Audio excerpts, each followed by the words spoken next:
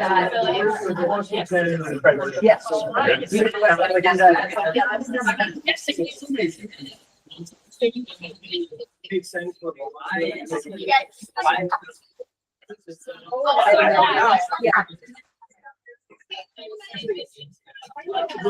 we're going to go into session.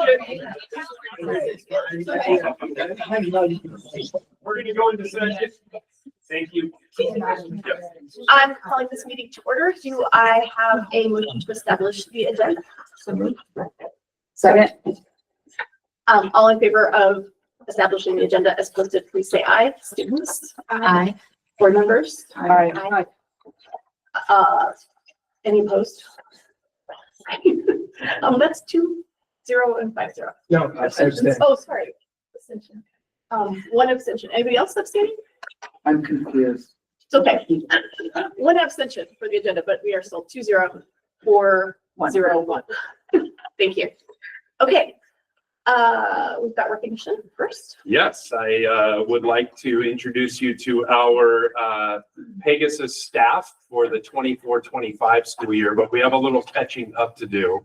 And I know we have some members who have graduated and moved on, but what I've seen from this group is a continuation that this staff carries on the legacy of the last staff, and that will happen again next year. So want to first start with the 23-24 recognition. Pegasus, which if you don't know, is our creative arts magazine. This is a publication that is put together in part by in-class work, but it's also a club, and it's a thriving club at the high school. Last year, it earned a first-class ranking with 3 marks of distinction for their content, their editing, and their artistic quality from the National Scholastic Press Association.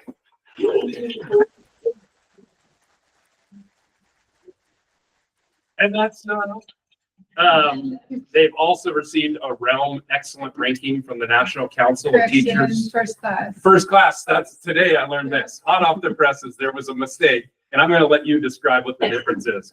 A first class distinction from Realm, which from the National Councils of Teachers of English, which is Realm is recognizing excellence in art and literary magazines program. Pegasus is the product of the collaboration, as I said, between students in class as well as their club. And they have been waiting up until hot off the presses with the awards that have come out this year. And so I'm going to allow Ms. Thompson and the students have the honor of describing that. But I've had the chance to, you've oftentimes given me hot off the press publications and had a chance to really read it, take a look at the work that's been done. Last year as part of a high school, I got to sit in on some readings and just some incredible work that's being done. And Liam, I know this has been a passion of yours and is going to be something you take on with you. And you've got some great students coming behind you. So Ms. Thompson, I'll turn it over to you. Yeah, I'm not going to speak too long. I just wanted to read you a couple of things from the judges. The magazine is a product of the creative writing and publishing CCR class, and also a club that meets after school. So it's sort of a combination of both. And the judge from the National Scholastic Press Association said that the volume was never boring and that it was a pleasure to read. And then today we got word from the NCTE that they made a mistake in their ratings and that we actually had a first class rating, something like 450 magazines from around the country, and they ended up with about 122 or 23 that were rated first class, and Pegasus was one of them. And the 2 comments from those judges: what an excellent concept. You all captured the students' interests and talents remarkably. The diverse voices across the diverse voices and artist expression throughout the magazine highlight the integrity you set forth to have as many students share their craft with anonymous submissions. And then the second judge said, reading your submission was a fun ride through the hearts and minds of your students. I thoroughly enjoyed myself, and you should all be proud of your hard work. It's just for me, it's probably one of the greatest pleasures of my gig here at Mercer Island High School is to get to see this magazine get put together year on year. This is our 2nd year with first class ratings from Realm, and I can't be any more proud of these students. it's just a pleasure to see the visual and creative arts have a home and a voice here at this school. I'm gonna turn it over to Liam Chester, who is third year editor-in-chief. Fourth year? Okay, I mistake. It's been a long time. Our editor-in-chief going 4 years on running. I'm gonna miss him next year, man. This is a labor of love for him. And we do have magazines to hand out to everybody. I would do it myself, but. Yeah, all right.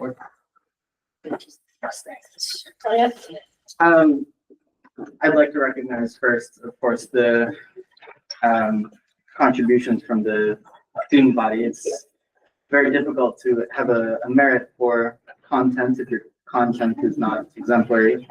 And it wouldn't be possible to put together without the magazine. At best, it wouldn't be possible to put the magazine together if the students didn't come out in force to make it possible. I'd also like to recognize the staff that, of course, couldn't be here with us today. They all graduated. They're on to bigger and better things. But their work is still leaving an impact, and I'm immensely proud of what we were able to do together. I'd also like to recognize that it's only made possible by the generosity and aid of the school board and of the resources allocated by the entire district, that it's an immensely valuable thing for the districts to sponsor. And we hope it has a long future. And of course, I'd like to say I'm very excited to see what our new staff can put together. It's now mostly freshmen, but they're exemplary. I'm very excited to see what they can do. Any of you guys want to say anything? Why don't you each introduce yourselves, what grade you're in, and if you want to say a few things. We have a couple of returning staff members from last year, but. My name is Adam Langtree. I'm from MISD. My name is Cordelia Tangeman. I'm currently a junior, and I'd like to say a few things if that's all right. Awesome. Okay, so one of the things I really love about Pegasus is the sense of community that I feel like it creates here at the high school. It really provides a space for artistic people of all type to work together and create something that's like bigger than our own individual contributions. And I think it's super valuable now more than ever to make sure that the arts always has a home at Mercer Island High School.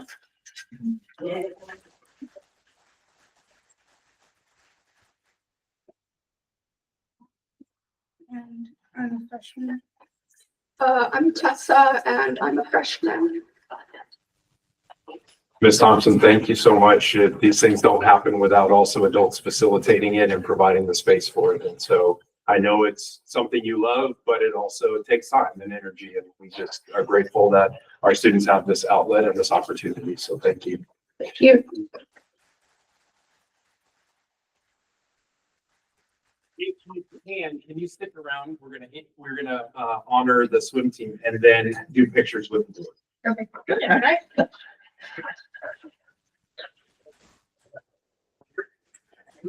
All right, now I'd like to welcome in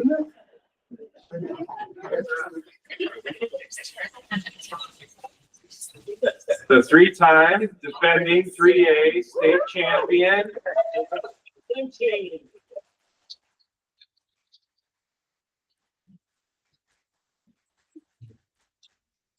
So I'm just going to say a few things, but I do want to make sure that we leave plenty of time for you to introduce yourselves and talk about the events that you swim in or swam in and as it goes. But in November, our girls team captured their third consecutive state title. They have 381 points. It's the second highest team score in state history, with the highest ever being the 2022 MIHS team with 385 points. The team set 7 school records, which is over half of the school records that we have for the program, and notched 8 automatic high school All-American marks and 3 state title times. We have a number of seniors on here, but I also want to just acknowledge our coach. Having not been in this seat, but in others, I have been as close or not as close to some of them, but in looking back, Chantel, to your legacy that you've already put together and to think about the future. I believe that if I'm not mistaken, you have, is it 8 girls state titles in 12 seasons? Yeah. Is that right? And then you have 3 boys state champions.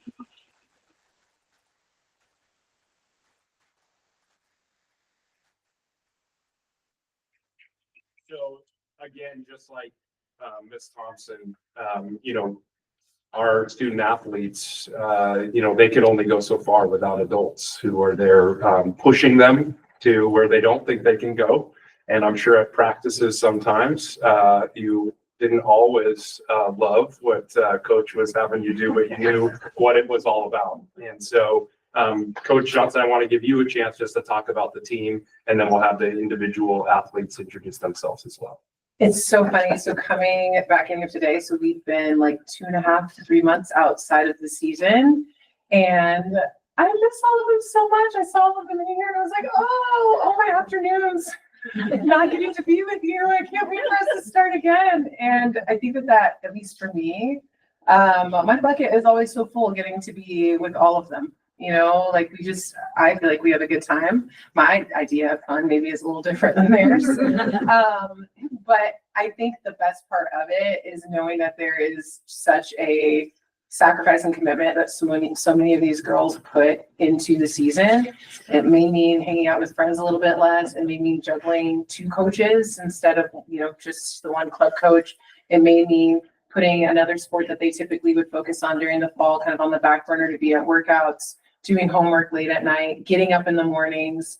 But having that sacrifice and getting to those last 3 weeks of the season, it's so much fun. Winning is really fun too. But it's something to be said when I feel like all of them looks to be at the top level of what they are capable of doing. And they hold each other accountable to it. They're so encouraging. The season is super long when you're in it and super short when you look back. And it's always the most fun when we feel like we've overachieved what we are capable of. So I love these guys. I don't know, it's the best. My favorite time of the year for sure. Great. Why don't we start with student athletes right to your right, and we'll just work our way down. Name, grade, and the events you swam or swim. I'm CJ. I'm a senior. I typically swim the 200 IM and the 500 free. I'm Kate. I'm a senior, and I can just swim whatever I'm put in, but I like sprint freestyle. I'm Grayson. I'm a junior. I swim the 200 and the 100 breast. I'm Julia. I'm a junior, and I swim the 100 fly and the 100 back. I'm Meg. I'm a junior and I swim the sprint freestyle. I'm Emma. I'm a sophomore, and I swim the 100 fly and 100 breast. I'm Claire. I'm a junior and I swim 105 on back. I'm Greta. I'm a senior. I swim 2 free, 5 free. I'm Hope. I'm a junior. I swim 50 free, 100 free. I'm Alexa. I'm a senior, and I swim the 200 500 freestyle. I'm Jeanette. I'm a sophomore, and I swim 100 fly, 100 free. I'm Tatum. I'm a freshman and I swim 100 fly and 100 breast. I'm Claire. I'm a freshman and I was a diver. I'm Elaine. I'm a freshman. I do 50, 100 free. I'm Emmy. I'm a sophomore and I do 100 breast and 50 free. I'm Emily. I'm a junior and I swim the 5 free and the 100 back. I'm Maya. I'm a junior and I'm a diver. I'm Reese. I'm a junior, and I swim 100 breast and 200 free. I'm Emma. I'm a sophomore and I swim 50 free and 100 breast. One more round of applause for our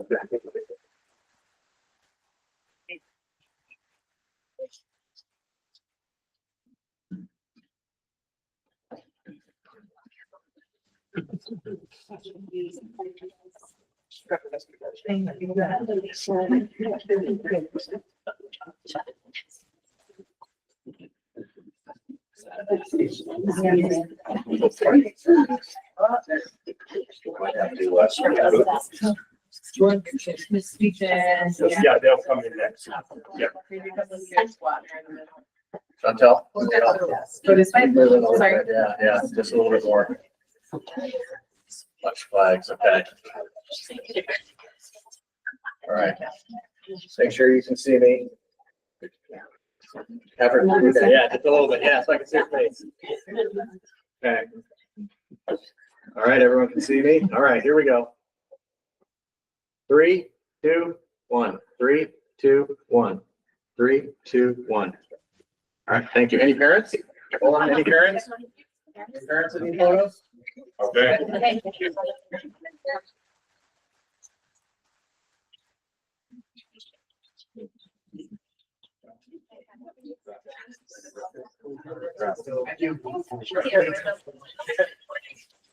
I mean, it's with the weather.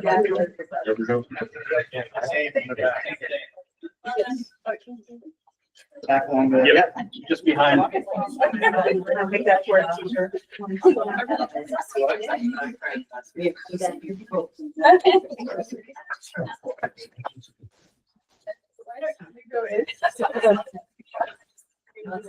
Yeah. You guys right there. You're good right there. You guys are good. Okay. Ready, Terry? All right, here we go. 3, 2, 1. 3, 2, 1. 3, 2, 1. Any parents? Thank you, guys.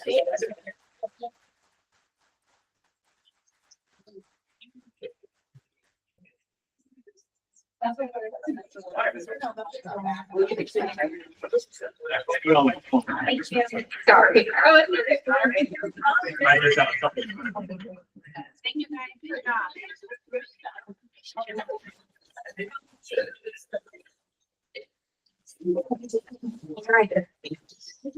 Just the last couple of recognitions. A quick reminder that next week obviously is our midwinter break, but it kicks off with President's Day on Monday. And so that's obviously a national and federal, but also a state holiday and a school holiday. And then at the end of the month on February 28th, it's always the last day of February. So if it's a leap year, it's on the 29th, but that's Rare Disease Day. This was established and coordinated with 65 member national alliance.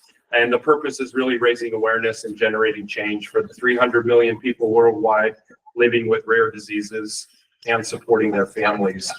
We have families here on Mercer Island who are impacted by various rare diseases, and the wearing your stripes and the zebra has become the symbol for the day. And so invite everyone to wear stripes and or put on a zebra costume if they'd like on the 28th as we celebrate Rare Disease Day. Okay. Just a reminder also that the board has a study session on February 24th, which we're going to be discussing some communications related topics. So, thank you. Next we have public input, public comments. So I'm going to read the normal introductory statement for public input, but also make the note that the board is planning to discuss possibly updating or altering this statement at our study session on February 24th. That's one of the topics. This meeting is a meeting of the board in public. It is not a public meeting that guarantees interaction between members of the public and members of the board. When addressing the board at the meeting, please limit your remarks to not more than 3 minutes. Appoint a spokesperson if the concern is a group concern, and if desired, provide written documentation to the board secretary. Public comments that name or otherwise identify a district student are not permitted without permission of that student's parent or legal guardian. The board may direct the superintendent to respond at a later date to the issues expressed. We have today 1, 2, 3, 4, 5, 6, 7, I think 8 public inputers. Seth Landau. He might not be on the online.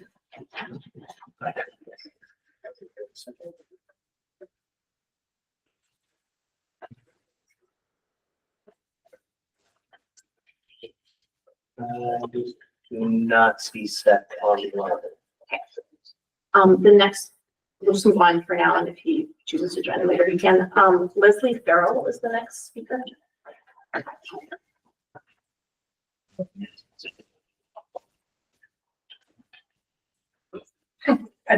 You start. Fabulous. Leslie Farrell, community member, parent, past school board member. And I'm just here to speak in favor of our April 22nd bond vote for Mercer Island schools. There's been a lot of noise out in our community, and I just wanted to share some of the facts about this bond. As we know, bonds are for buildings, which we've said time and time again, but our buildings are our silent partner on the path to academic excellence. And as with all things in our own home, updates are needed constantly to maintain the value and investment in our properties. It is the same in our schools, where generations have come before us and will follow, enhancing and navigating our buildings to be in the best condition possible to support our students and staff in the learning environment. We're fortunate to have a long-range maintenance plan for our buildings that is constantly being worked on by our facilities staff, Tony, Steve, and others, a small band of people who do a lot of amazing work. And due to this, we are able to work towards improving and enhancing our workforce properties. But the time is now to upgrade our facilities that cannot be covered through any other funding. This is a reasonable and thoughtful bond measure created by a variety of community stakeholders over several years. It takes into account the needs of IMS, MIHS, CREST, the admin building, and an elementary school study that the larger community has requested for the modernization in the years to come. It covers safety, STEM, the arts, student and community accessibility, and items that must be done, like the HVAC system, and an unvetted mandate from the state for a new fire system upgrade at the high school. We're fortunate to have Brandy Fox as our project manager. She's worked with our district for many, many years, with all projects coming in on time and at or under budget.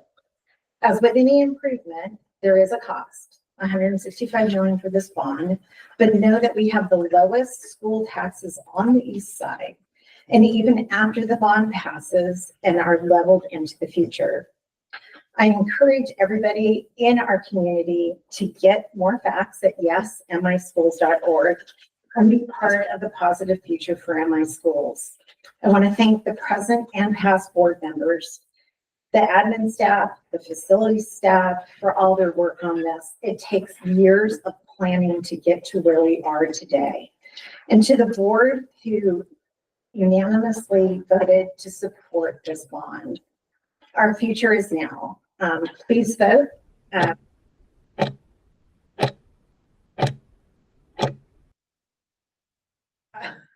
Whatever that was. Ballot or break. Thanks so much.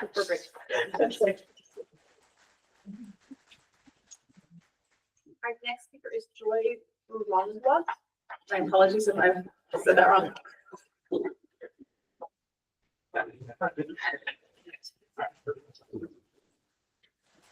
Why? Yes, you did say it correctly. Thank you all for being here. I wanted to talk about the bond. I'm a junior at Mercer Island High School, and I agree with everything that Miss Leslie said.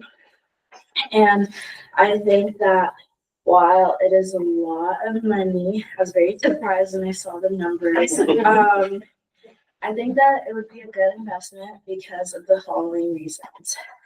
I think the update to the Performing Arts Center would show a commitment, like monetarily, to the arts program, a lot of like drama, orchestra, and choir share that space. And I've definitely heard some artistic complaints about how like you can't fully appreciate like the songs that we sing in choir or the orchestra music without better acoustics. And I saw that was one of the things. And then the ADA improvements for the various schools and then CREST and the admin building, I think is very important because one of the 4 Ps that the superintendent is always sending in his emails is removing barriers. And I think that like while saying it is good and doing all of the talking and the reminders for the students and the teachers, doing it for these important buildings would be good. And then the HVAC system is definitely in need of work. I know a lot of the times in like my classes, I'm very cold and there's like a hack to like get it to be warmer, but not all the teachers agree that we should do it. And so there's like inequality in like the classes that get to be warm and that get to be like just freeze. And that hinders my like ability to focus in classes. And some of the bathrooms are like warmer than others. So I definitely go to the bathroom when it's especially cold. And then in the summer or in the warmer months that we're at school, the 300s hallway, which is also in the bond plans, gets very, very hot and like the teachers are always complaining. So that takes away from class time that could be used for learning. So I definitely support that part of the bond. And I think that while a lot of the fruits of this bond will be reaped after I'm gone, I came to speak today because I think that it is valuable. And just because I won't feel it doesn't mean that the next generation of MIHS and MIHS students shouldn't get to benefit. Thank you so much.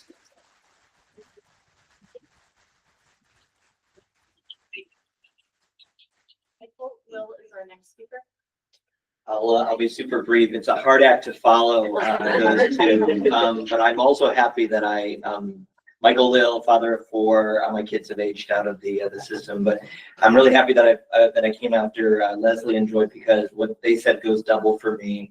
I'm in favor of the bond for all the good reasons that have been mentioned. I'm really, I feel like it's the right bond, the right amount, the right investments. I'm excited in particular for the investment in IMS, bringing that facility under one roof. And I'm just proud to be able to support it. I'm really pleased with how my family has benefited from past investments that earlier generations of parents have made. So I'd love to keep that tradition going. So my wife and I are very much in favor and we'll be voting for this. Thank you. Thank you. Connor is our next speaker. Hello, everyone. My name is Connor Ald. I'm a senior at Mercer Island High School, and I've lived on the island my entire life.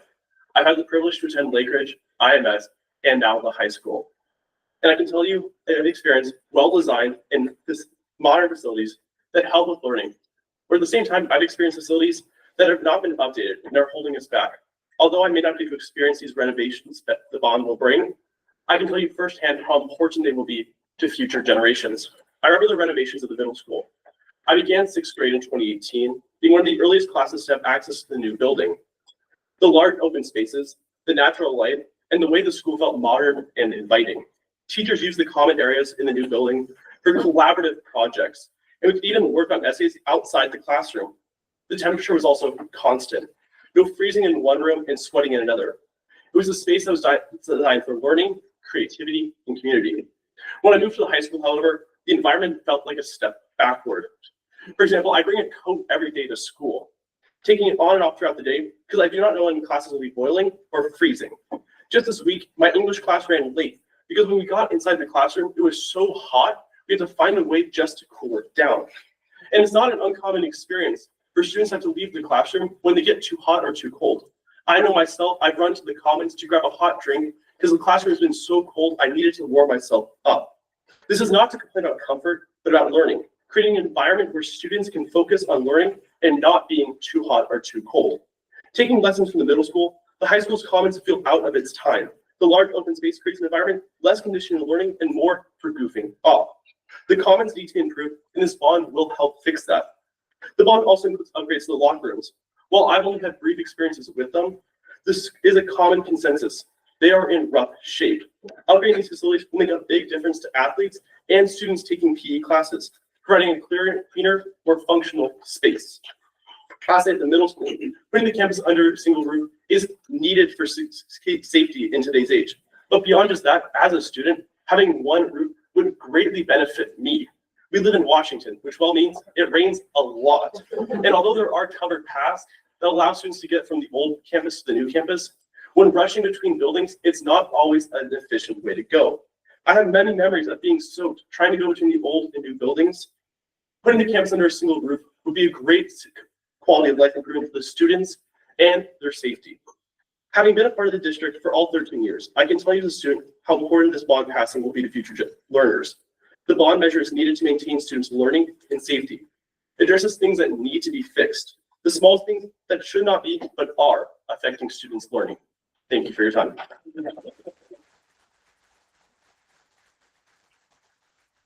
Next speaker is Tom Acker.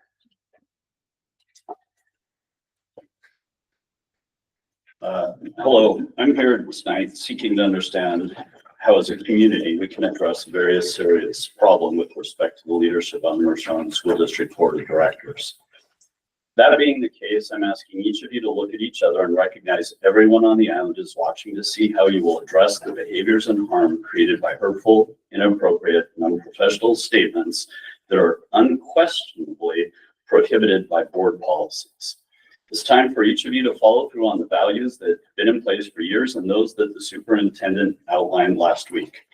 How you lead over the next 3 weeks will determine if the news story shifts from one board member's unprofessional and non-compliant behaviors to all of you as leaders and as individuals elected to represent the whole community. To underscore just how out of bounds the director's behaviors are, let's review some documents created by the board and the current superintendent. Specifically on February 3rd, Fred stated, our board of directors hold 4 core values: supporting the whole child, providing rigorous and challenging learning, creating inclusive and equitable learning settings, and ensuring our communities are safe and supportive. The values are further articulated in the school district policies and procedures. None of the 4 values stand above the others, nor do they apply to some students, but not others. All students are a priority. Then how is it appropriate for a board member when sitting in a meeting comments on the attire of young females? Is this being inclusive? Does this make a meeting participant feel safe, especially female students are being openly reviewed and publicly drawn out by a board member? Now on to BP 109. The board commits itself and its members to ethical, professional conduct, including proper use of authority and appropriate decorum when acting as board members. How are references to sex, drugs, and encouragements of violence against universities professional? Board members will represent the interests of the residents of the entire Mercer Island School District, refraining from conduct prohibited in Board Policy 1010.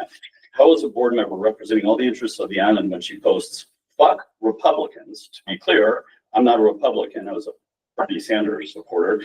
Irrelevant, but at the same time, she maligns at least 30% of the population with this statement, and then maligns people who support Israel and other comments that I will not share. BP 1010, a conflict of interest exists when a board member encounters an issue that compromises the board member's ability to objectively fulfill board members' duties in the district to its students. Section E, make every reasonable effort to protect integrity and promote the positive image of one another. Choose words and tone carefully and comment constructively. I'm going to just turn this over and you guys can have it in entirety. But the question on the table is, does any more attention need to be drawn to this community while trying to right a clear wrong? This should be an easy and address the issue. Hiding behind an unwritten lack of social media policy is not appropriate in this case. So thank you. Still haven't weighed in on the bond issue. I'll hold on that, but good luck. Thank you. Kate, are you signed up because I have a Catherine Lampern? Oh, it's my handwriting. That's Dr. Handwriting. Dr. Handwriting. Catherine Lampern. Kate Lamprey. Thank you.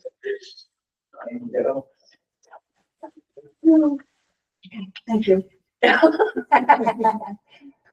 I did go to school. Anyway, first of all, I'd like to thank the members of the board and our student members and also the members of the public. I think we've all shown up here because we care. And I think that being on the school board is really a labor of love. Someone asked me recently if I would consider running, and I said, no. I mean, it's just something really selfless, and I think we really need to respect and honor that. I'm a physician, but I work as a hospice physician. So every day I'm thinking about death a lot, but life more. And there's a lot of things that are kind of tried and true that you learn working in hospice. And one of them is that how we treat each other really matters. Community really matters. What people at the end of life talk about and think about is our whole focus is each other and our relationships with each other. And I think that's incredibly important. My kids don't follow me on social media. I'm sure none of their friends do, but our kids are watching how we behave and how we speak. They see how we treat our friends. They see how we treat people who are not friendly to us or different from us. They see how we respond when we make mistakes and how we learn and grow from that. I also wanted to kind of quote the essential values of the school board, which include learning and knowing about ourselves. I think self-awareness, self-control, and also the ability to respond with a growth mindset. So I think I would just kind of like to ask all of us here to think about what kind of community we want to be. Do we want to be a place where we dig into each other's past to try to find ways to discredit people, or do we want to be a place where we encourage people to be their best selves, just like we encourage our students to try to become their best selves? So thank you very much, all. I know that you're here because you care, and I would love to see this community be a place where we treat each other with kindness and respect, assume positive intent, and allow each other to learn from our mistakes. Thank you very much.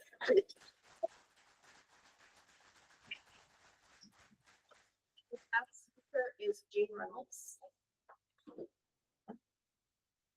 Did I get to borrow a little time from someone else? No, okay. And I'm gonna go in high speed mode. Put your seatbelts on. Hi, my name is Jane Reynolds, longtime resident, an alumna, and a parent of an MI graduate. I have seen years of turmoil living here and change, but the last few years in particular have brought deeply personal attacks directed particularly at women. That needs to stop. The recent targeting of a sitting director is a calculated effort to force a resignation that opens up a third seat on the school board in upcoming elections. Our school board directors are duly elected to serve our community. Performance evaluation should be based on their contributions to the board, compliance with board rules and procedures, and the effects of their decisions on our students. Social media posts on personal topics unrelated to school issues are irrelevant to the qualifications and job performance of school board members. If someone has a concern or disagrees with actions or votes taken regarding school board duties, bring it in a civil manner that you'd like children to emulate. Same with what you said. They're watching and learning from us. Be willing to run against that member, but curtail the irrelevant personal attacks. I urge the board to resist politically motivated attempts to undermine board governance.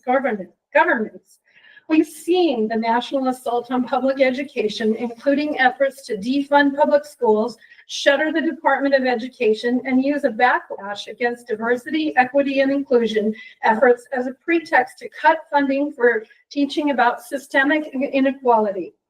These attacks promote voucher systems and redirect funds to private schools, cut programs deemed unnecessary by this vocal minority, and weaken civil and disability rights and protections. In our own community, the targeting of a sitting school board director is reminiscent of the broader national effort to dismantle school boards, weaken public education, and undermine learning for all students. Free public education is a core American value. Our country's founders knew that an educated citizenry is essential to protect our democracy from demagogues. But I digress. So I urge you to ignore these attempts at distraction from far more pressing issues facing our school district, such as the budget shortfall and our buildings in desperate need of repair. I also urge you to resist giving into all the targeted attempts at political manipulation, calling for an elected official to resign. Let the voters decide. We still have elections, don't we? Furthermore, I encourage the board to remain vigilant against similar attacks that erode efforts to promote diversity, inclusion, and equity in our schools. Our nation is built on the promise of liberty and justice for all, not some, for all. Do not succumb to tyranny, fear, and bullying. Our children deserve a school board focused on education, not one that caters to political pressure. Thank you for your time and your dedication to our students.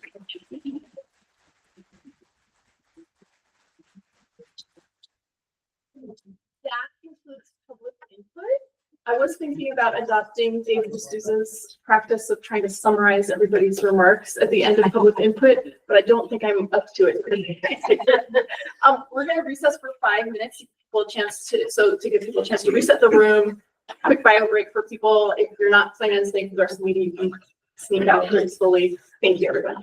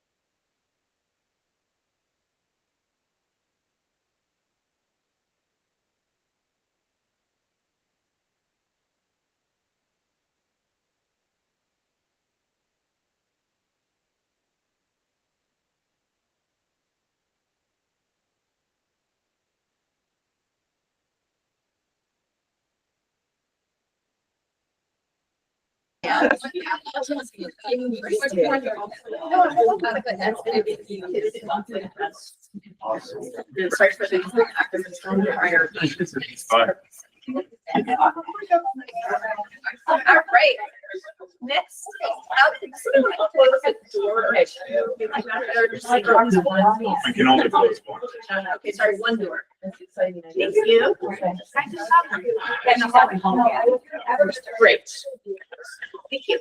Okay, we are moving on to partial governance process monitoring. The first thing, first item is about the MIHS banned international field trip to London.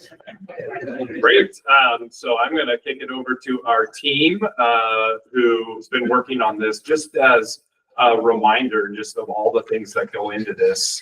You know, there are many, many layers that are involved in something like this. And so Weston Lucas, not sure we've talked much at this table, but in his new role at New Capacity Learning Services has really been also a coordinator for fine arts. And so he's been working there. Once upon a time, our school district in a different era actually had almost a full administrator or maybe a full administrator just for fine arts. And obviously those challenges with budgets have forced us in a different direction, but appreciate all of your support. And then Jamie Prescott, in addition to a number of her other tasks, is also works with all of our teams on field trips, particularly overnight field trips. So whenever we're talking about an international trip, you have to weigh in because you have to provide the ultimate approval on that. And so then I'll turn it over to Jen McClellan, who's here on behalf of our band.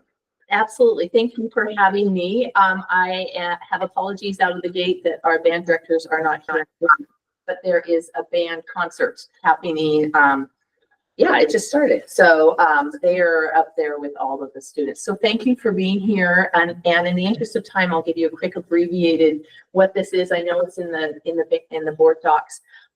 We are so lucky as a band program that we get these invitations that come across our desks. And it's because of what we've done before. So the previous experiences that we had, in this case, Macy's about 1.5 years ago, cracked these doors open. So we get these invitations. And I want to share that we don't say yes to everyone.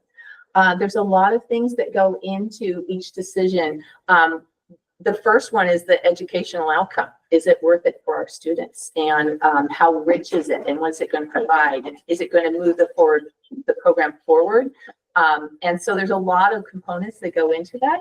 And so this one hits it out of the park. And that's why I'm here on every metric that we use as we look at trips. We've been invited by, and it's really cute how this works out. It's not the mayor of London. So it's not the person in the suit that shows up at city council meetings and things like that. What they do in London for this particular event is they actually have boroughs. They have sections of the city and all those boroughs come together and this is their parade on New Year's Day. And so the Lord Mayor is the one that issues that invitation. And so we received this invitation. So it's been a fast turnaround because we just received it. And we want to give, when we plan these trips, we want to give our families as long a lead time as possible to spread the payments out over time. And so that's why this is happening really fast up front. But we're very excited. And so the main performance, of course, is the New Year's Day London Parade through downtown London. All the sights and sounds of what you see, if you've ever watched a royal wedding or anything like that, pretty much march the same route. It includes other performances and exchanges with other bands. So there's a cultural element to this as well, which is what we look for in many of these experiences. And just as a trip, it always pushes our program forward whenever we do one of these things. I think the two things we always get questions for is how expensive it is. It is expensive. We try, as I said before, we try to spread the payments over time. And then we also put together a parents committee that helps run multiple fundraisers. So we will launch probably our first week. The parents meeting committee is, if we get approval here, we'll move forward on that. And we already have some ideas to get a fundraiser launched by the end of February. So we're going to have a fundraiser just sort of constantly going to help offset the trip. And then the second component to that is scholarship. So we do have, you are aware, we do have some families that this trip would be impossible even with the work with fundraising. And so we're very fortunate we have a band booster organization that is one of their primary missions, is to provide enough scholarship funds to make sure that a student never misses an opportunity like that. So those are sort of the broad painting of this trip, and but I'm welcome any questions or anything specific you'd like to know. I'm just thinking about students who have big instruments and have to bring them along. Like, I'm just wondering whether do the students have to pay that? If you have big drums or something, you know, or a tuba, do they have to pay the oversized luggage fees? You have actually pinpointed one of the problems with traveling with a large marching band. So the Macy's, I think it was Macy's Australia, it was $15,000 was the overage fee for all of our equipment on the plane. I mean, it really is very significant. And as the administrative assistant that would manage all this, one of the dreamy parts about So Dreamy, nobody else understands this, but people that, well, now you, is that the trip provider that's managing this does it for us. So they send a customs person to our campus and they will pack all of our equipment, stamp it with whatever customs things you have to do, and it will be waiting for us in London when we arrive. So we're not at SeaTac trying to get it's the tenors, you know, those 5 drums, tenors in oversize, and have some checkout person say that won't fit, which happened in Australia. That was terrifying when we were getting on the plane. So that's part of this trip, why it's just going to be pretty dreamy from my perspective, because it's all about me. So anyway, so that's a good question though. It is moving those big instruments is a challenge, Yeah, good question. Yeah, Dan. Well, first of all, it sounds super exciting. I studied for a year abroad in downtown London, so it's certainly a phenomenal place. 2 questions. So one, the total financial outlay looks like about $1 million. Is any of that, will any of that be shouldered by the district? No. Or is that? No. And then the second question is with respect to background check forms. Do we do that on both all staff, all parent chaperones? Is it updated on a yearly basis? And then also, I know for some volunteering, there's an enhanced background check for those individuals that are, I guess, in more intimate, perhaps like situations. Is that part of it? Yep. Terrific question. So we'll travel with 21 chaperones. 6 of them will be staff. And as you know, the staff have full FBI background checks. So we're at the top in terms Do of. those get renewed? Yeah. Oh, yeah. And then the 15 parents that travel with us will go through the extensive background check as well. Yeah. And that's part of the trip process. We have to cross our T's and dot all our I's, and they are all background checked. Yeah. Good question as well. My question was going to be around the economic impact for the district. So, and what happens if you don't raise the money? Oh, for fundraising. So, and I don't want to get too far in the weeds here, but there was, not the federal, whatever IRS rules that changed about a decade ago. So the boosters don't actually collect the fundraising money for each student. We provide fundraising opportunities for students to raise money for themselves, because our boosters can't take money for fundraising. And there's a process with the cash. So you provide opportunities for the students to, take pledges or things like that. So they're raising the money and the money stays with them. So hopefully that makes sense. So, so in the case of not making money, the parents are paying for the trip and we provide the fundraising opportunities to help offset it. If a family, finds it really difficult, and that did happen with Macy's. We had 2 families right at the end, 3 months before we left, say, we can't make it. One had lost a job and the other one was a health, the parent had to step back from a job.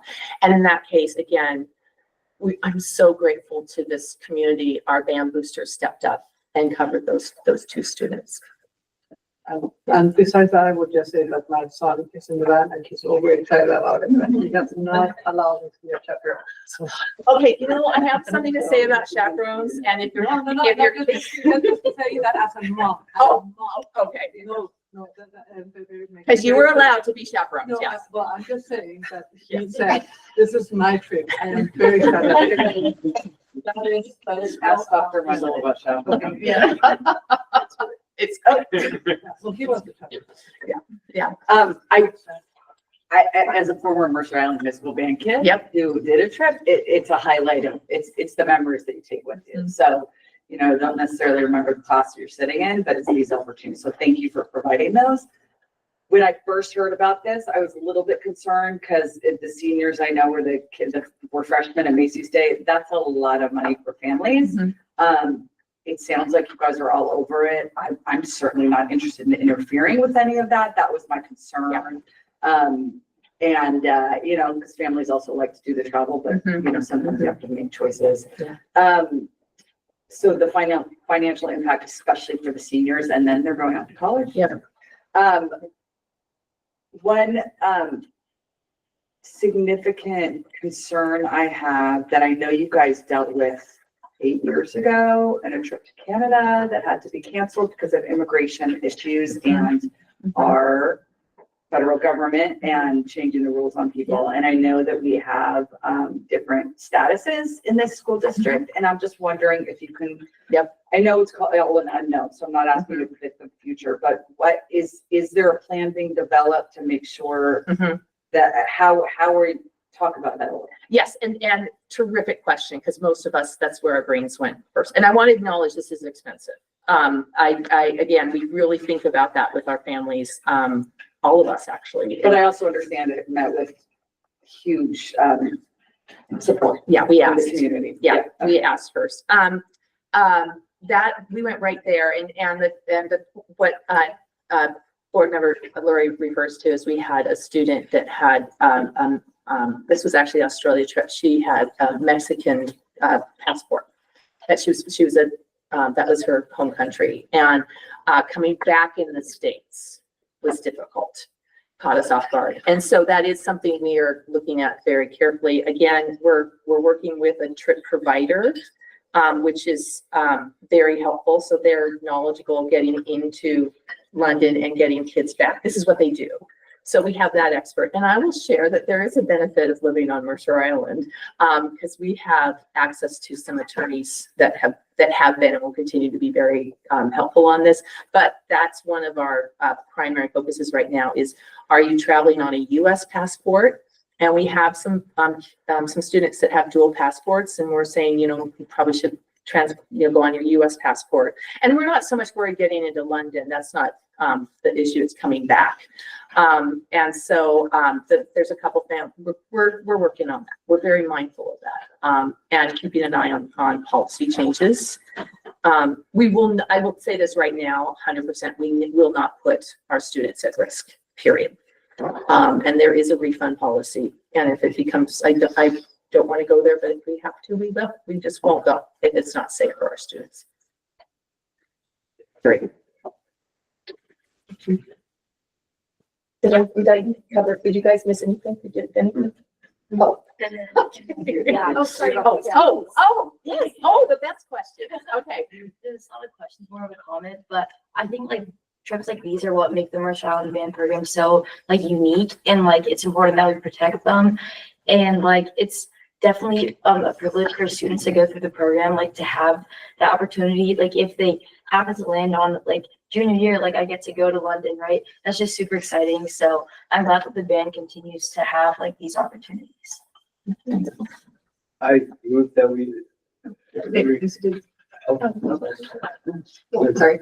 I move that we approve board policy 1800 OB9 as posted. Second it. All in favor of approving what is it? The board policy is posted. No, it's Or the agenda item is. the agenda item is posted. Thank you. Please say aye, students. Aye. Board members. Aye. Any no's, any abstentions? Thank you. That's two. Okay, thank you.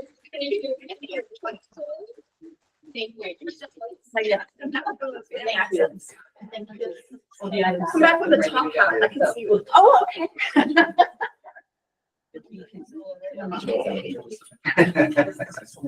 Thank you. Next, we have board policy 1800 OE11, facilities and capital assets. This is a Q&A on the bond with Ryan Swanson of Piper Sandler. Here to answer any questions. Do you have anything you want to say to us first, or is this just truly Q&A? This is truly to be available to the board to answer questions. Thank you. All right, well, I'll shoot first. A few questions that I've got is one, just clarification on the bond issuance years. This is for slide 7. of the presentation. So like one sees a 2025 and a 2027 issuance. I assume this is both parts of the same bond, that we're not talking about a subsequent bond, which is sometimes mentioned in the LRFP, but just wanted to clarify that because then there's also a 29 and a 31 issuance, so there was some confusion there. So can I just ask what presentation are you referring to? This was the Piper Sandler presentation. Probably from the December 13th meeting. Or it was also posted to the January 16th meeting when. That's additional. Okay, thanks. Yeah, when the board approved the bond resolution. That's a really good question. You're absolutely right. The 25 and 27 would be the issuances of the 165 million authorization. And that isn't set in stone. Ultimately, once and if the bonds are passed, we will work closely with the capital projects team to figure out what your needs are. And we will sell the bonds in an appropriate way so that we aren't incurring expense until you need the funds. So everything that's been done up to this point is a very center of the road analysis. The idea being that if the district takes a slightly different path one way or the other, we'll be able to better pivot and meet your needs better. But yes, that is 165 million authorization. That's it there. At one point, we were considering doing a future authorization, planning that in, and that's why those other references were in the legend. But nope, 165 million is flat out right now, 2 sales. I had a few more questions, but do you want to go to? I just have one to add. It just adds on this. I know you can't disclose you have lots of clients or whatnot, but I know that there's probably some examples of other districts where you've done that maybe recently. And so I'm not asking you to disclose anything, but can you give us just like illustrations of how you've done that with other districts recently? Routinely, and it's not a problem. Thank you for giving me the opportunity to not say names, but districts such as Bellevue, Issaquah, Renton, North Mason, Spokane, when they have a large authorization such as what you are considering, it doesn't, well, one, it's not necessarily legal to issue all of it at one time. Because you're issuing tax exempt obligations, you have to make a reasonable expectation statement to the IRS that you're going to borrow those funds and expend them within 3 years. The IRS does not want jurisdictions, school districts, cities, counties, or anything to borrow a whole bunch of money and park it in a bank account and make positive arbitrage on that. That was the 80s. It's a great time for folks that lived back then, but it's not allowed anymore. So many districts, what we will do is they will get the overall authorization. Some are Bonnie Lake, which just had the biggest in history, 732 million. They will not issue that at one time. They'll issue that in pieces that satisfy the construction cash flow. As funds are needed, we'll borrow. Yeah, a few more questions. So for interest rates and sort of bond premiums, I guess one of the things when I got questioned that surprised me is actually there isn't an interest rate or a true interest cost that's in the resolution itself. This is maybe more of a question for legal, but I looked at what the city had done, for instance, when they issued $29 million in bonds for critical water infrastructure. And in their documents, there was a limitation on the true interest cost of 5%, and as well as the aggregate purchase price. And my question is, without that limitation, I realized that if you have a high coupon, you can sell at a premium. So you can have face amount that's 165 million. But at least in the legal documents, I didn't see any constraint where we couldn't actually raise more than 165 million by selling at a rate that's above the current yield. And was wondering about that because then there was a couple pages that was given to the board that showed the coupon rate. And I think like the coupon would be 5.5%, but prevailing market rate is maybe 4.25% right now. So it's all at a premium of like $152.5 million just in face amount to raise 165 million. But at least under the legal authorization, we could still presumably sell, 12.5 million more in face amount. No, that would not be allowed under Washington law. Ultimately, what the district will be limited to is the amount that voters approve. So the voters approve a borrowing of $165 million, and that's what the district determines they want to borrow ultimately. That is how much will be deposited into the capital projects fund. Be all, end all, cannot go above that. As part of the process of selling bonds, and the reason the numbers that you receive that show the 5.5 coupons on it is because what we do when we run the analysis, we build in a cushion for interest rates because those analyses were done back in October of 24. I wish I could predict the future on interest rates. It would be a much simpler world if I could. But at the time, we took current interest rates, added 1% to them, and then utilized coupons that would result in a sales structure that was similar to other sales structures that were occurring at the time. So we did generate premium, which is why in much of the literature, you'll see that there'd be 165 million deposited to the capital projects fund, but the face value would only be 152 million and change. The differential of approximately 12.5 million is generated by that premium. Yeah, that you spoke about. I understand the premium. I'm just saying that in no event will the proceeds be more than 165, because at least the authorizing documents just talks about aggregate face amount, not proceeds, which is the reason I said maybe it's more of a question for the law firm that drafted. No, I can speak to that, absolutely. The proceeds will be, the amount that will be deposited to the capital projects fund cannot exceed $165 million. Now, we are allowed to utilize premium that's generated from the bond sale, if there is any, to make that deposit, as well as you're allowed to pay for the cost of issuance for the bonds themselves. Almost every single issuer in this country, when they issue debt, they finance the cost of doing the obligation into the financing itself. So the amount of proceeds could exceed 165 million, but it would not be in excess of whatever the cost of issuance of doing the issue were, which are usually well under 1% of whatever the borrowing is. So I want to be very clear, the 165 million is all that can be deposited to the capital projects fund. That's it. In Oregon, believe it or not, if this was passed down there, you could take the 165 million face value and keep the premium for your capital projects. We're not legally allowed to do that in Washington. Okay, so that answers that question. Yeah, okay. Precisely. And then the third were the key assumptions. So I think in the document, the home price appreciation is fairly reasonable. It's 3% for the first couple of years and then 2% thereafter. Is that correct? Yes. And then what was the assumptions on increase to housing stock? I think that was also pretty conservative. Was it static? That would be a component of the assessed value growth assumption. I think you're referring to new construction. Mm-hmm. New construction would be within that Within 42%. that, okay. Whether it was 100, ideally, if it was 100% of that growth, then truly the taxes would be distributed amongst more people. Universally, usually, the new construction value for any district, be it you guys or Bellevue or Touchy, is usually closer to 1% of the entire value. So while it would help, it's not going to make a dramatic difference in what the actual projections are. And the reason that we use 3% and 2% assumptions, when many of you have experienced much, much larger assessed value growth than that, we do not want to overburden the community.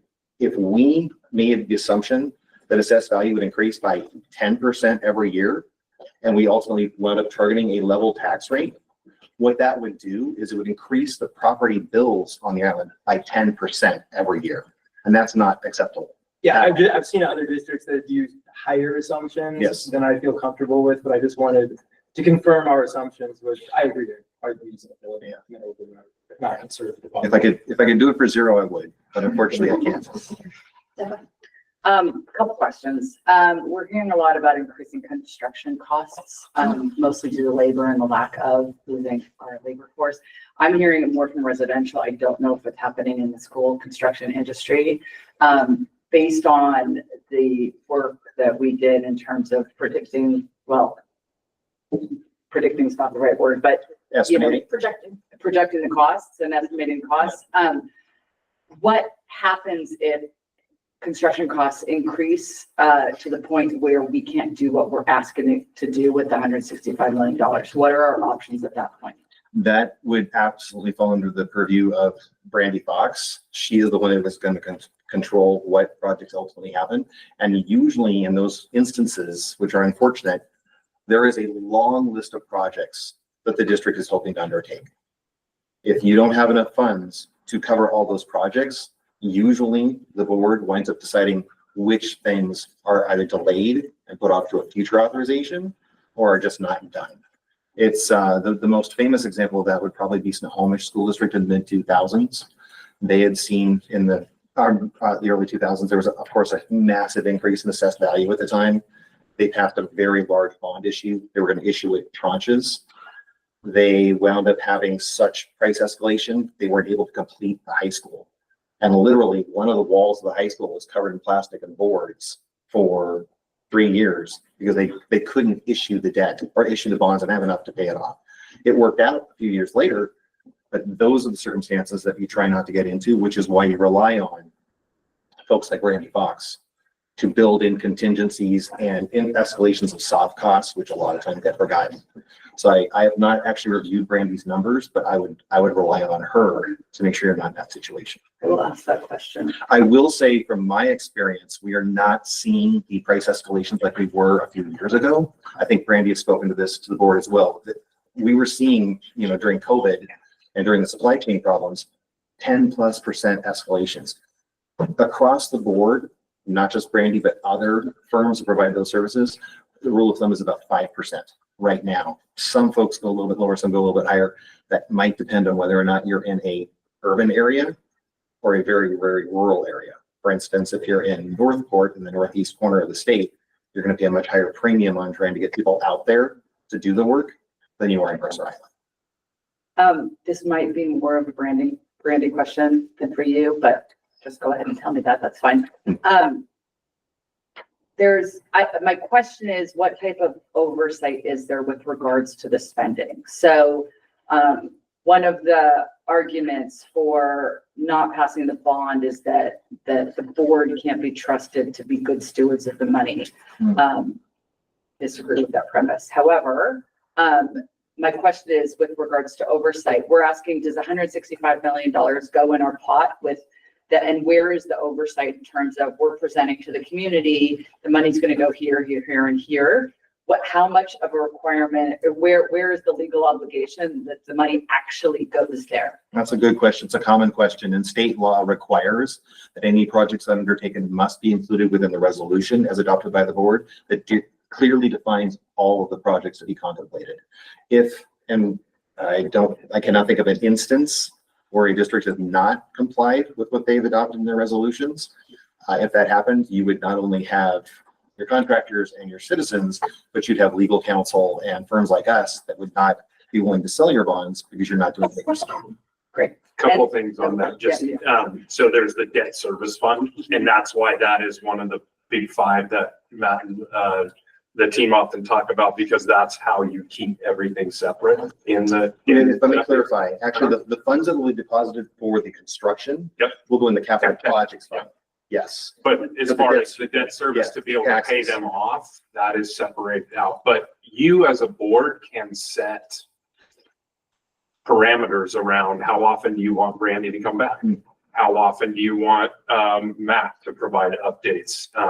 There's a whole change order process and bringing you change orders and approvals. And I can recall that those board meetings in 2014 and 15 when we were building, lots of change order conversations, and you can see them line item by line item as they come through. And so that will be a discussion you'll have as a board too, around that. Keeping in mind, I think one of the speakers tonight spoke to it, that fortunately we've had Brandy, who's been on our team since the high school remodel in the mid-90s, and on time and on budget is really what she's done. She did it for the city with their community center and has been great with that. But those will all be ongoing conversations if it passes. And I'd reiterate what Fred just said, that I feel fortunate to be able to work with someone of Brandy's caliber, because oftentimes we're in this process, we are obligated to protect investors, to make sure we are asking every question of the district. Are they going to do what they're going to say they're going to do? Or are they going to go pull it off? And Brandy in every instance has answered my questions quickly and coherently, which is not necessarily the standard around the state. My final question right now is, and this might not be for you, I'm not sure either. I think it is. So we know that there are bills before the legislature that's currently in session that is advocating for the bond passage rate to go from 60 to 50%. I didn't hear the whole update today, but I know that there was an update where it's looking really promising, especially in light of districts really struggling to get to 60% just overall, regardless of how strong the plan is, just that's just the number that isn't going to happen in today's times. Is there a recommendation? I don't want to do this and I'm not proposing it.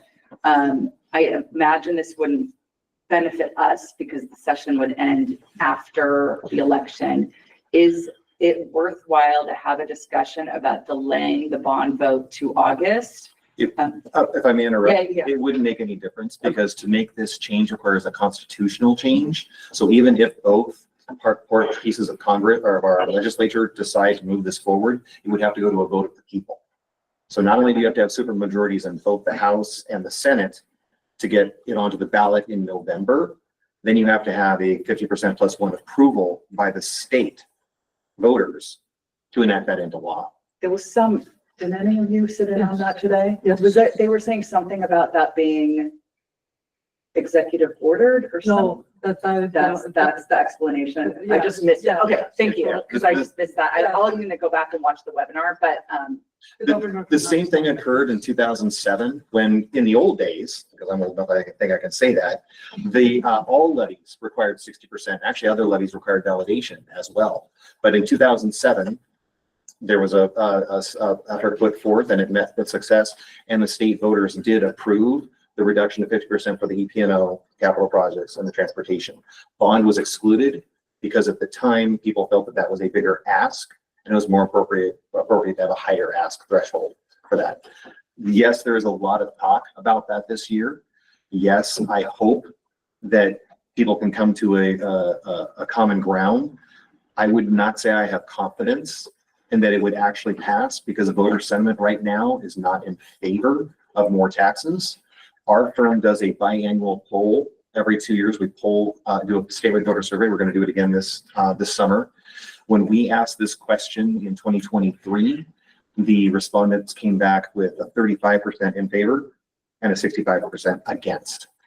So I'm not saying it's impossible. I'm not saying it's not worth fighting for and asking for, but I would not delay all the work that you've already put in the hope that it might change by 2026. do you, in your experience working with the multitude of districts over the many years, and I'm sure you know how many projects you've done, but or been involved with, can you tell us your opinion of whether or not you believe, like, the reasonableness of this proposal? Could I put odds on it? Well, not on whether or not it's gonna pass, but because you probably got the vast experience of different projects in different sizes in different places. Yeah.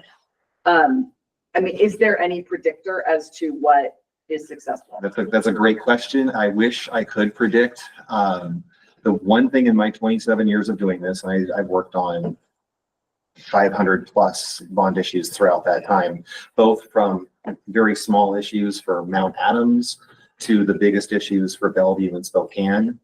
The one thing that determines a successful bond issue is whether or not the community believes the package that you're putting forward is worth the effort and the cost.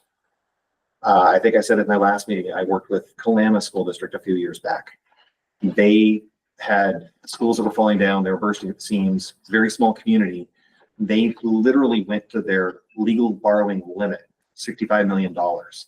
Everyone that was working on that bond was hopeful, but we didn't have much confidence it would pass because that was a big ask. They were taking their bond tax rate up itself to almost $4 per thousand.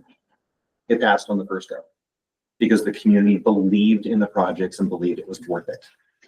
That is your litmus test.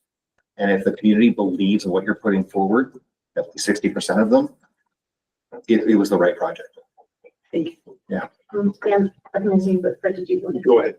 A quick question on the bond proceeds. Do you see districts that create a segregated account so that it's easier to track and it isn't intermingled with Cat Tech? I highly recommend that. King County has been somewhat hesitant to do that in the past, but I know North Shore School District, I believe, has allowed that sister to do that out of practice. I also recommend that because if you sell bonds, because these are tax exempt, there are a lot of IRS hurdles you have to jump through to maintain that status. You don't want to lose it. You will probably want to hire a third-party entity to do what's called arbitrage compliance. That is a huge burden to track what's being spent, how much is being earned on the proceeds while they're sitting in an investment account. and the IRS is going to probably want to make sure that you met all of their rules. So we and our bond counsels usually recommend that you hire one of these third parties, and then you also, as they report to the board, they will report to those people, here's the money, here's what it's earning, and here's how it's being deducted out. And if you can segregate it by issue, I know it's $165 million authorization, but if you could have a separate account for the first sale, the second sale, and if we break it up into 3 sales, if you have a separate account for each one, it makes the tracking much easier. And I am a numbers dork. I sleep better at night when I can keep track of stuff. And I see our finance team nodding. I know on the auditing side and. Yes, all those auditors others. appreciate that too. Any other questions?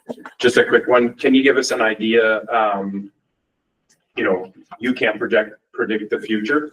And you already said that, but recent bond sales that you're doing. Oh, yeah. What are you getting out of rates and things? Thought somebody might ask me that question. So we, in the last couple of weeks, we priced a few. I actually went back to the middle of last year to try and get you a good cross section. We were able to refund bonds for Cascade School District up there, good old Leavenworth, a few weeks ago, about 16.4 million. It was a refunding issue, so the repayment term was much shorter. Remember, when you refinance bonds, as we did for you folks last year, you can't extend the life. Whatever you promised the voters you take it out to, that's as far as you can go. But they were at about 3.15% true interest cost. What was the duration of that? 4.7, so definitely shorter. Yeah. What is it, like, we're looking at 14 years? Well, Highline, which we priced the week before that at 128 million, which had a 13.5-year average life, which is right there in the same range. Their borrowing cost is 4.01%. Other big ones like yourselves, we did Edmonds last year, 289 million, 11.1-year average life, and they were 3.78. But that was 5 months ago. Unfortunately, between December 10th and January 10th, there was a slight change in how our government was run, and markets don't like change. So we saw a big run up in municipal borrowing costs. Thankfully, it went back down in January, not as much, but a little bit. And then today, as I was getting ready to come to the meeting, we had our daily update, and rates went back up about 0.1% today alone across the yield curve from 1 year up to 30 years. So again, I wish I could predict interest rates. I will say, remember that when we ran the numbers last October, I included a cushion of 1%. As of today, we've used up about 50 basis points or half of that cushion. So we're still well within the parameters of what we projected, and we'll be able to achieve what is going to be communicated to the voters. When does the rate lock in? When you sell, the day you sell the bonds. So not until, so if the voters pass the issue and Brandy gives me, hey, this is how much money I need on this date, it usually takes about 8 to 12 weeks from the moment we say go to the moment we'll close on funds. So if the bonds passed and we were able to sell this spring, we would be looking at closing sometime in May, and we would only sell the amount of bonds that you need to cover your costs for whatever time period she ultimately decides in the board, the admin. The remainder of the authorization would be sold at a later date, and that's when it would be locked in. So you would have chunks that would have different rates. Yeah, oftentimes, like for South Whitby a few years ago, they were successful and passed a $60+ million bond, but they were not as far along as you guys, so they had to spend the first year doing a lot of planning. They're just now figuring out how they're going to spend the money we got for them last year. So we're hoping to sell the rest of it later this year, but it all depends on how their construction projects progress. Again, I don't want to incur debt until you need the funds, because as soon as you take out a loan, you're borrowing. Other questions? Yeah, thank you very much for being here. Thank you for having me. Have a good day.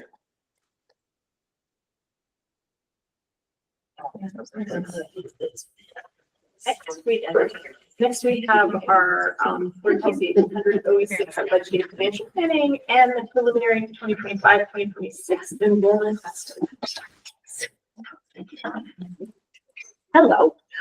First, I want to explain the process a little about what we do so that you understand how we arrive at the numbers we're going to present to you.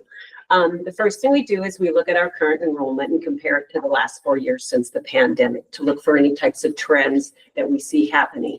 Second is we looked at the demographics that were provided by Davis and Educational Data Solutions, compared our numbers to them.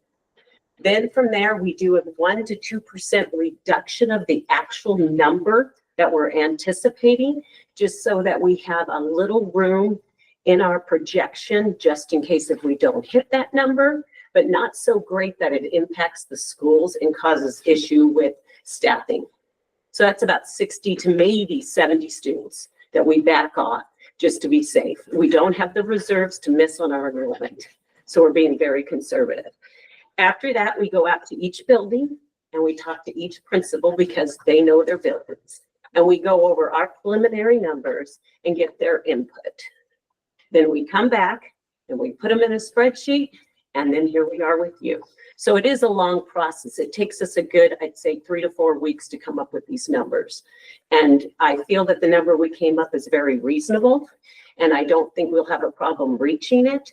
We were very lucky this year. We're at 3901 in FTE, which is great. And we projected 3815. That was before you voted on open enrollment, which brought in about 60 FTE. 44. So we would have been within that range of about 40 to 50 students above the projection. And that extra money that we get from the state helps with unknown costs that might occur during the year, or if we have to maybe hire another staff member. So that's why we try to keep it just a little lower than our actuals. And then Jackie's going to present the numbers that we've come up by school. So at Island Park, we're projecting 346 FTE, Lake Ridge 391, Northwood 357, West Mercer 420, Islander Middle School 915, Mercer Island High School 1,370, our ALE program 16 FTE, for a total of 3820 in terms of FTE. We do not include the running start within that number. So as you can see, it's close to what we were budgeting for this current year as well. So can you just explain why you're not including the running start? Because don't we get at least partial? You only get 7% of the funding.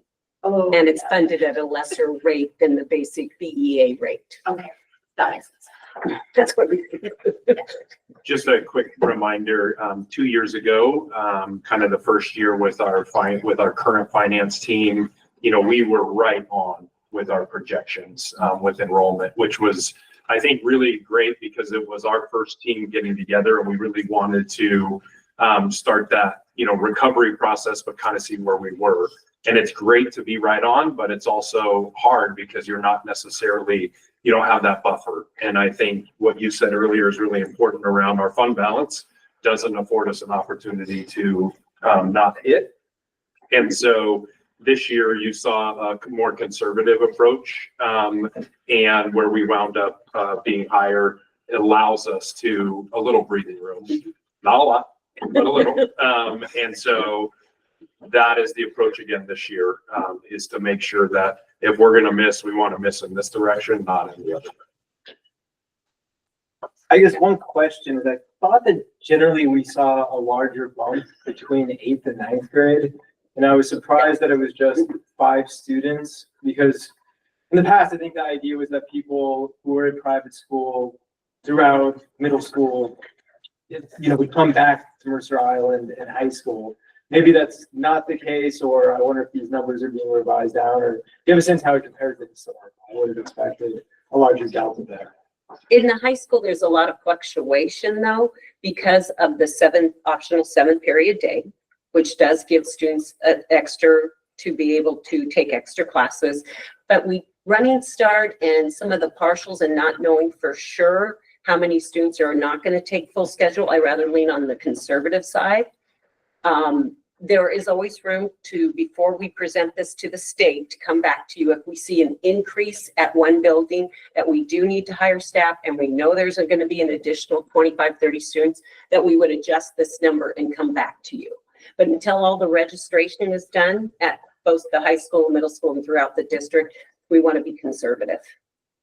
I'm thinking, I mean, if I'm playing this out as we go, I'm thinking that those seniors next year at 345 is probably going to be a little less than that, just based on students when they usually register and then they back off when they realize, oh, I don't need to take all those classes, which then I think overall we'll be right around there. Yeah. Where it comes in grade levels, I do think we're gonna see a little bit of a bump there. We've already seen, how many new students have already registered across the district? 90 new students have already registered. That includes kindergartners, Yeah. but we're already seeing since January 30th, a lot of registrations, and that's not our open enrollment.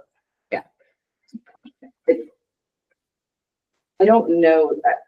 How does, and I actually have not heard an update, on the FTE versus headcount for levy dollars. Does that impact this at all? These projections? No, no, this is all gonna be based on state dollars, not the levy money, but the actual apportionment that we get from the state. I might have it not good.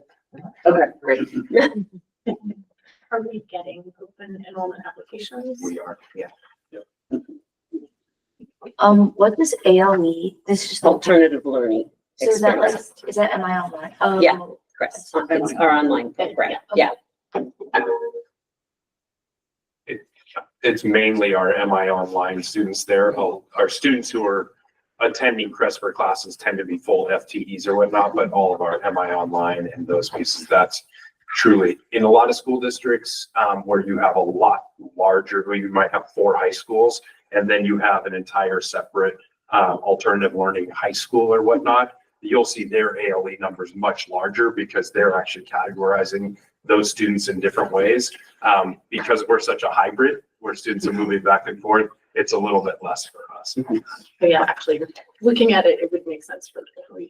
That's because the numbers are like 1, 1, Yeah, 4. yeah. Our ALE program is quite low here compared to other districts. I came from a district that had a whole ALE high school. And they had about 300 students that attended. So, yes. So the red budget numbers at the bottom, is that current year? Yes, yeah. What? Those are numbers. I had read my glasses on. So that's current year. Yeah. Comparing that to, okay. Yes. Oh, yeah. Any other questions? You right now? So the next update, when would it be around? It'd probably be, I'd say, more towards April or beginning of May if we see a large registration influx and we would have to add staff or, change our FTE for staffing, then I would come back and present it to you before we've set it to the board, to the state. Okay, great. Thank you so much. Thank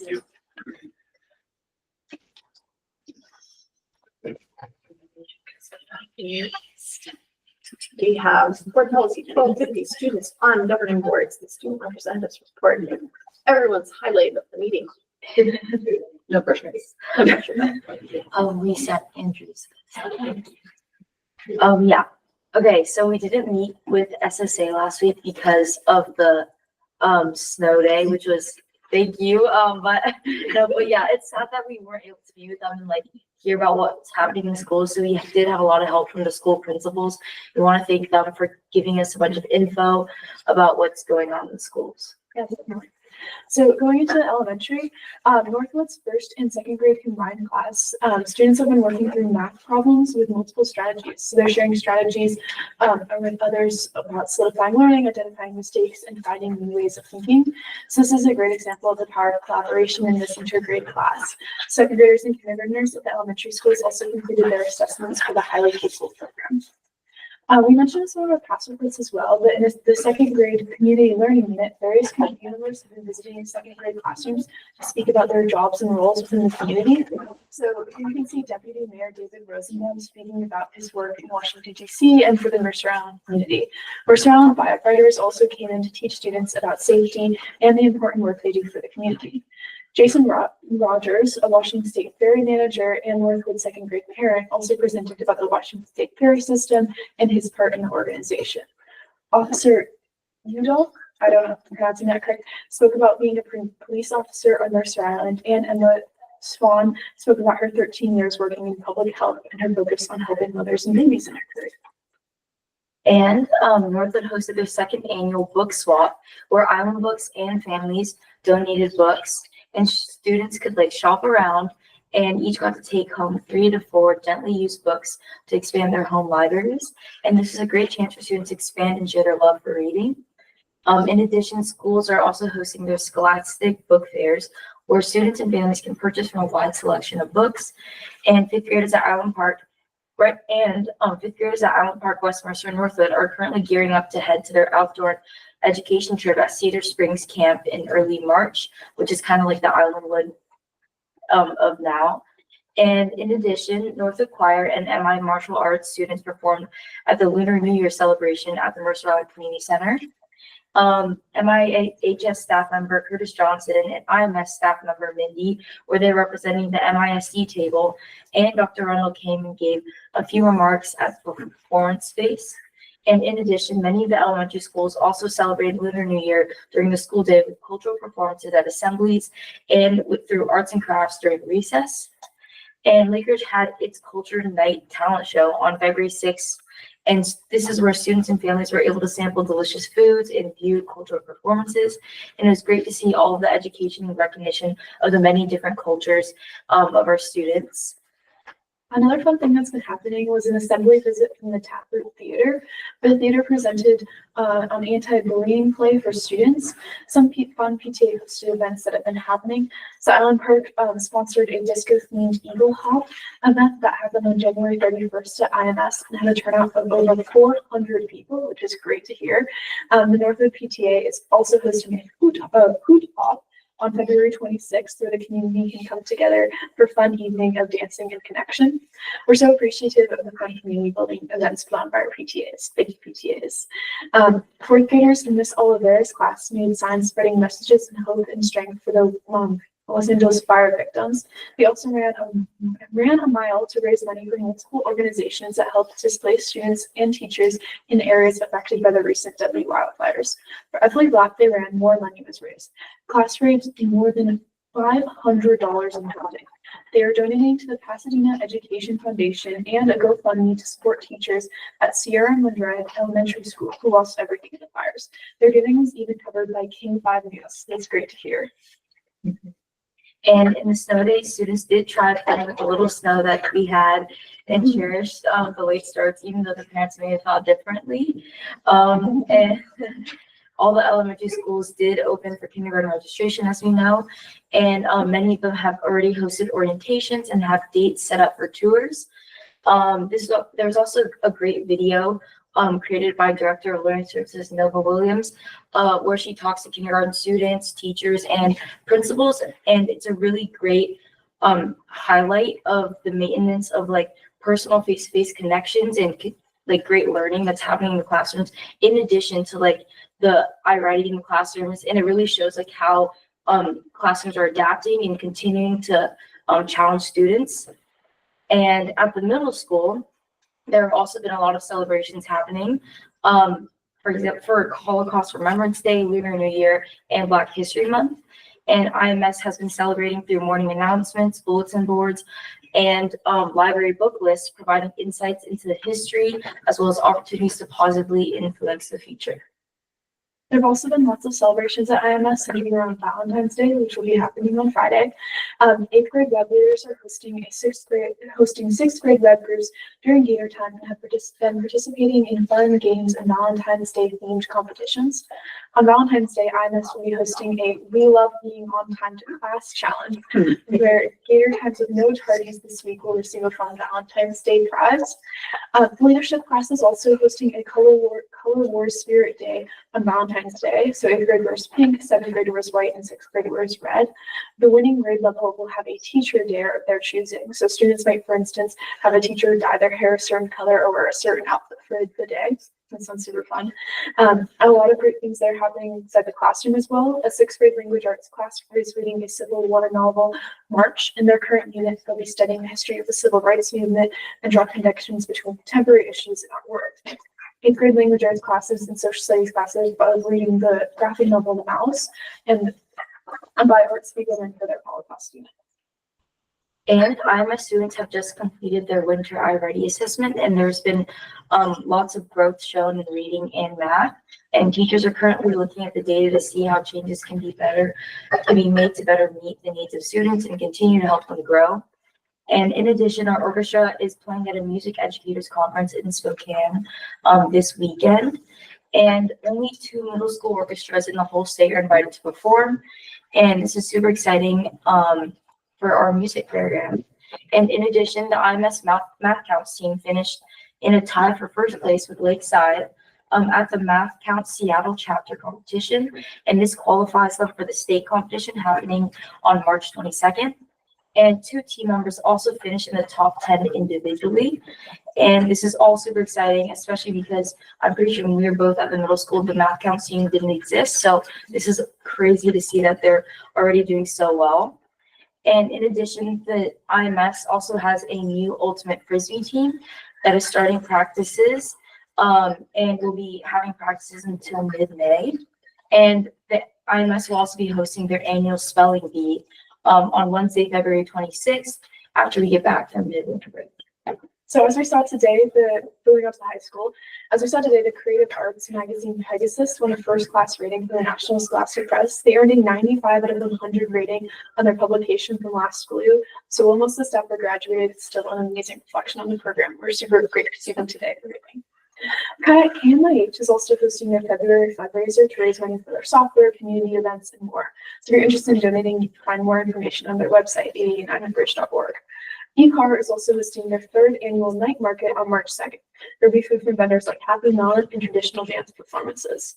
The IMHS Safe Club has also hosted their Do Not Drive Impaired campaign. Students could sign a pledge to not drive impaired and then get a donut. This was a huge success. Over 700 donuts were distributed. The Safe Club also partnered with YFS to host a stress-o-meter campaign during finals week. Students could rate their stress and share strategies on how they deal with stress. We also had various therapy dogs in the cafeteria during finals week to help with stress. So we're so grateful to have such a supportive school during finals week. Yes, in addition, the coding club at the high school has been hosting senior help sessions at the Mercer Island Library on Mondays and Saturdays. And the Mercer Island High School freshman robotics team has been winning again and again. And they recently won the cross-border challenge tournament, beating 62 teams. And they have earned their spot in the state tournament, also happening in March. And the high school leadership team has hosted their 2nd annual Snowflake celebration for elementary families. And this was a great event for preschool and elementary school students to come and do things like face painting, games, arts and crafts, and also eat pizza. Puffs, the high school musical, also recently finished off their performances, and we're super proud of our drama program for putting on a great show. And I went to one of the performances, and it was really funny to see all the jokes that they weaved in. Also, our choir students have also recently performed at the regional solo and ensemble event with 3 students, Joy Ruanga, Anahita Najafian, and Kira Lancaster, winning superior ratings for their solos. And we also had 2 duets win superior ratings and 1 large ensemble win. Choir also performed their Singing Valentine's today during the 2nd period. And they performed 2 different songs to classes. And it was fun to see them serenade of the students. Yeah, so winter sports have also been doing super well. Cheer earned 3rd at state in the traditional non-tumbling division, which marks only the 2nd time they've competed at state. So it's great to see them doing so well. Drill is also currently ranked 1st in state in kick and palm, and are headed to districts in state, which are both in March. The girls gymnastics teams also recently competed in districts. Boys swim and dive has also started their district playoffs recently, so we're excited to see them doing well. MIHS has also recently added girls flag football as an official winter sport. So girls flag football is not currently a WIAA sport, but we're hopeful we'll see changes there moving forward. And we're so happy to see this sport at our school developing. I think it's only the 2nd year that we've had it, so it's great to see such great things. The team also boys wrestling team also won the Kinko Championship for the first time in over a decade. The team won in 6 different weight classes and qualified 11 wrestlers for the state championship. The team also recently won the Wolverine Shuffle in 4 different weight classes. And then currently, Aberdeen, a Brooklyn-based horn collective, is performing at the MIHS PAC. They will also be visiting IMS and visiting with IMS and MIHS students as a part of their West Coast tour and working with them. Our photography program has also been recently learning how to take portraits and have been turning out some amazing work, as you can see. They were also able to go on a field trip to the Bellevue Botanical Gardens and see and photograph some of the lights there. In addition, Miss Kenyon has also been planning lots of amazing college and career readiness opportunities for students. And she's been hosting career lunch and learns about topics like interview prep and resume writing. And she also has been hosting senior assemblies where she's giving us like tips on like things to do after applications and how to apply for scholarships and do all of that. And she's been giving a lot of support and also helped run a field trip to one of the learning centers recently. In addition, junior Connor Ward also represented the high school at the Northwest Regional Poetry Out Loud competition, and he memorized and delivered 2 poems. The second quarter Snail Blazers were recently announced as well, and these students won this award for their creativity, responsibility, and perseverance.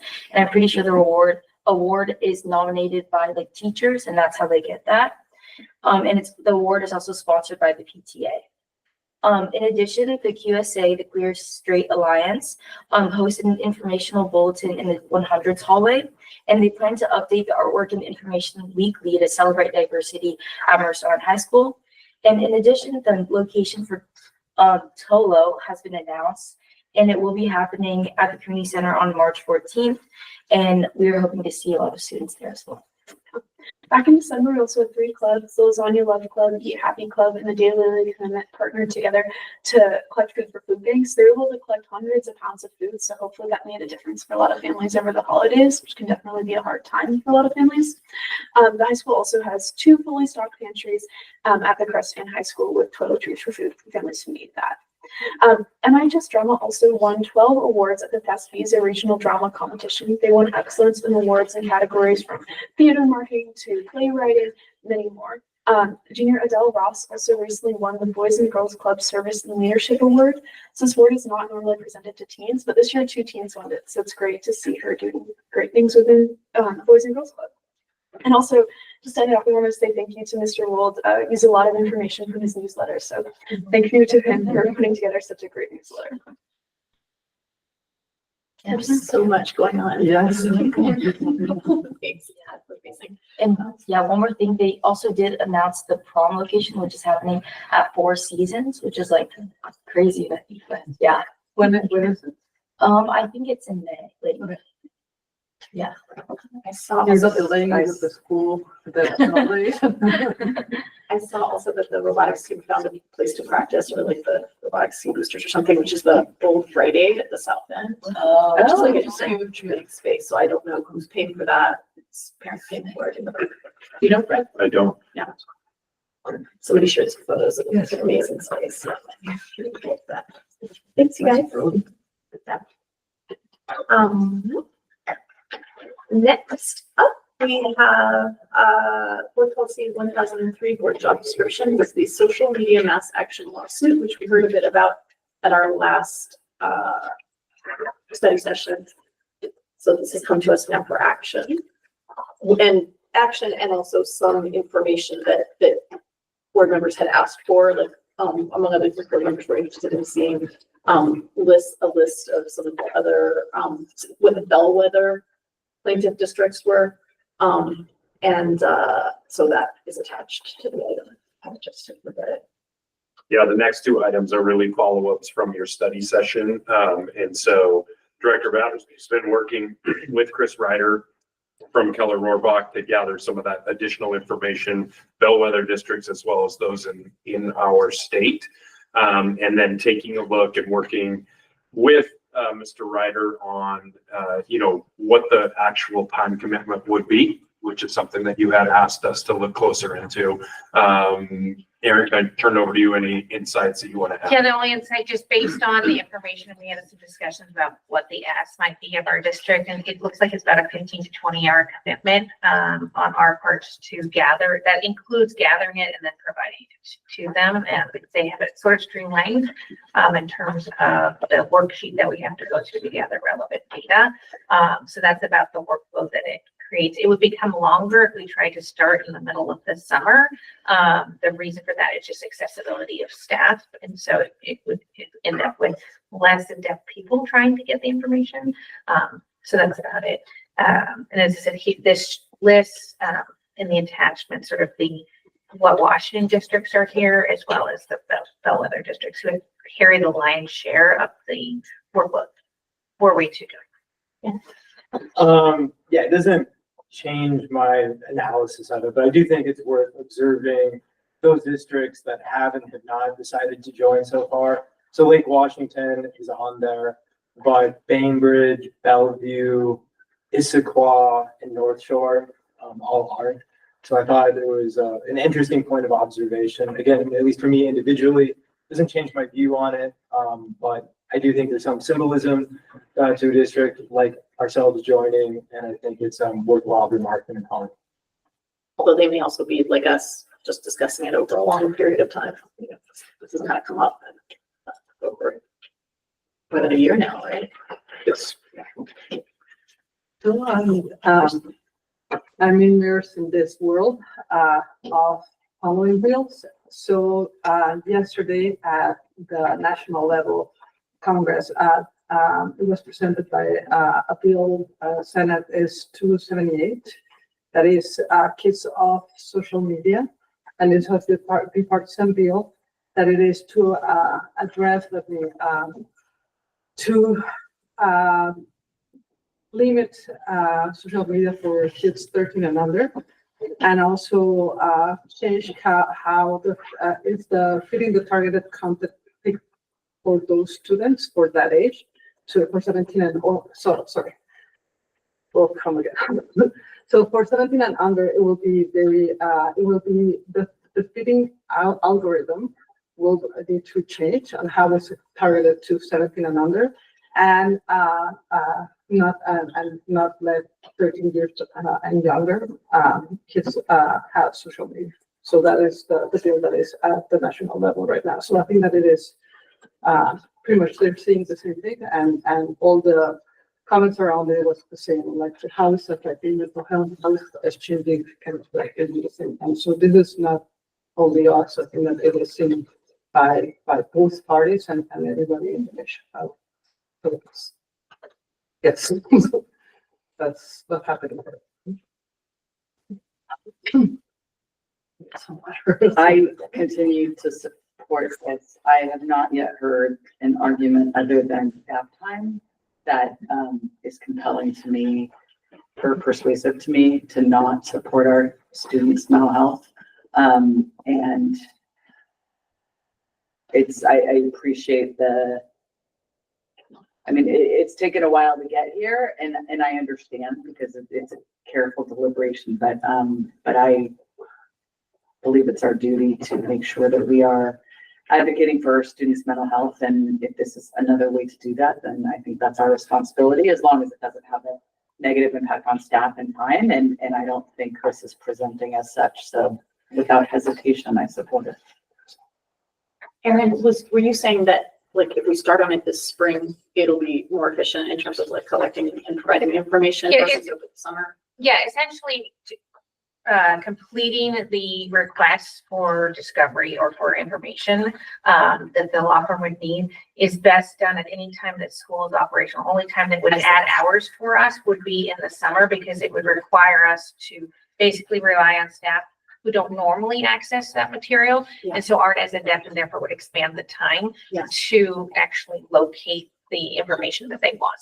So as long as we do it within a school year, we have access to our staff and not during like a break or something like that. Judy? Yeah. I was gonna go ahead. I move that we go ahead and direct the superintendent to pursue the process of joining the mass action lawsuit as posted to the agenda as item 3E. A second. Okay. I just wanted to make sure there weren't any other comments or questions, especially from our students. I just think this is a great thing. I think this is definitely true that phones have been a negative impact on the student mental health. So I think it's great that our district's coming out and support the students. I really appreciate it. I think the board should, I'm in support of it as well. And I think it's like definitely a statement to show like what the priorities of our district are. So. Okay. All in favor of directing the superintendent to pursue the process for having our district join this lawsuit, please say aye. Students? Aye. Board members? Aye. Aye. Any opposed? Any abstentions? That's 2050. Thank you, everyone who's been with us. Thank you. And can we just, state for those that maybe haven't been following this, that, if we don't join the lawsuit, to support our students' mental health, we are not eligible for any remedy that might come as a result. It's not like a typical class action that everyone benefits from, that if we don't join it, we don't benefit. Thank you. Okay, last item of this section of the meeting, board policy 1800 OE9, communication and support to the board of clarification on superintendent direction regarding posting the SAT at Mercer Island High School. And this is just a discussion. Yes, not looking for action. Where I left the meeting, your study session, I tried to outline, I think I sent it to you in a board update too. These were the items that I heard us talking about as a governance team, and kind of direction that you were giving back to us is, you have a great interest in looking at the different options, looking at scheduling, looking at, how our families currently trying to access tests and collecting feedback from students. And so I want to make sure that I'm on the same page with you, that you're pushing that to me and along with the staff to go out and start working on that. I just want to make sure that we're all being efficient with that time. Yeah, and that was the impression that I had at the end of that meeting, as well as kind of the issue Christina raised of kind of like looking at the whole picture of kind of how we are helping students get through the kind of pre-college process. Like, you can do better than me, Christina. It's a problem that I am somebody that really goes to research, because I went back to the meeting and looked at it and kind of summarized. But I think that we all agree that we don't want to just see one portion of it. It's a huge puzzle, and this one puzzle for success after high school. So how are we preparing? Are we actually meeting the needs of the students during the application process so they can succeed in whatever life looks after high school? So the SAT or any test assessment is one component of it. I do think that we do have to, and maybe I do suggest that we have that study session for the whole puzzle. I think the whole puzzle is what will meet the needs of all the students and families as a whole. But within the SAT by itself, I got like what will be involved, what will be the cost staff-wise in terms of training and hours, what will be the cost of the text per se, and the facilities to run the facilities, like it will be during a weekday or a weekend, and it, like the real cost, like it will be $500,000, $100,000. It will be like, we need to know exactly the cost, because we are not in a time to be playing numbers, right? So I would love to we need the cost for an informed decision. So comparing to other school districts nearby and same size, the logistics that they have had and the percentage of students enrolled that took the test, like it was how many of their own students when there was applied in their school took the test, lessons learned from those districts, also the possibility of partnering with other districts as some for what was for the students is that it was pretty much what are they looking for. So, and I think that we've talked about that other students are taking other tests or things like that. So I think that that's kind of going to the students, like what are their needs and what are and the whole point is how removing barriers for families and students to actually do this. So is getting all the experience from nearby districts and also listening to the families and students to see the real need about this, and if it's a real need, and knowing the real cost, then there's an informed decision that we can move forward. So I think that's what I got from watching it again, and I will be happy to send the notes if you want. And that's my summary. Thank you for living through that hour meeting again. Yes, I had it, yes. I had asked also about the ACT as another option, just curious whether the districts around us are offering the ACT. I shared with Fred an article that I found after that meeting that said that Washington State students actually perform much higher than the average on the ACT, but we take it, that our kids take it at a much lower rate. Like we take it like something like 5% of students take the ACT versus the SAT, as opposed to other states where it's like on the East Coast and some of the Midwestern states, it's like the test that people take instead of the SAT. So I was just curious about that since it's an area where our kids tend to do better statistically.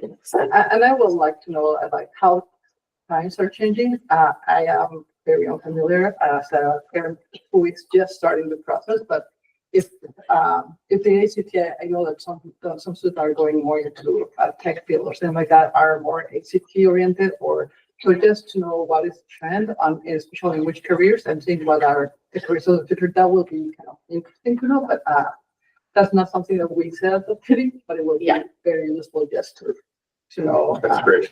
That's good. So And are we interested in doing a study session on it specifically? for the SAT, Yeah. For all of us, no, because for the study session, I don't remember that. no, I said that, I like the whole puzzle. Yeah. The whole, and that's a different thing, like, and I think that's in the future. Okay. Not for, I think that this is, we asked some actions already for during that session, so I don't think that we need another one, until we have some answers, like, there's no point of that. Okay. In my point of view. So it is for the other, and that's a proposal that I will speak to, when it's time to do the, because I think that the whole puzzle should be seen.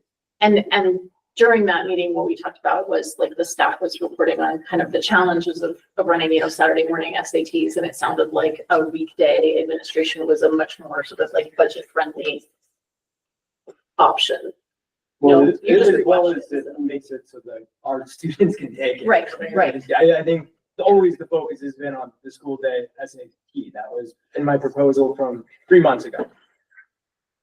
And I think that it is the same, like meeting the needs of the students during the application and removing all the barriers for students and family. That's the whole goal. And I think that knowing the answers, that's what we want to achieve. Like we are looking for student success at any point. I just want to clarify for Fred, because I thought during the study session, we were basically like zeroed in on school day SATs. And so you mentioned weekday or weekend. So I'm just like, I want us to clarify for Fred, do we want them looking at, weekend, or it sounded to me like the staff. We'll probably get that from other districts. I know we would get that from other districts. And just to clarify, my understanding is if it's applied during the weekend, it's not only for our students. Anybody, like somebody from Olympia could take that spot, so it will not benefit our students. So if we're looking at that point of view, if that is real, then I think it has to be a weekly, but that there's no other option if we are for our students. Yeah,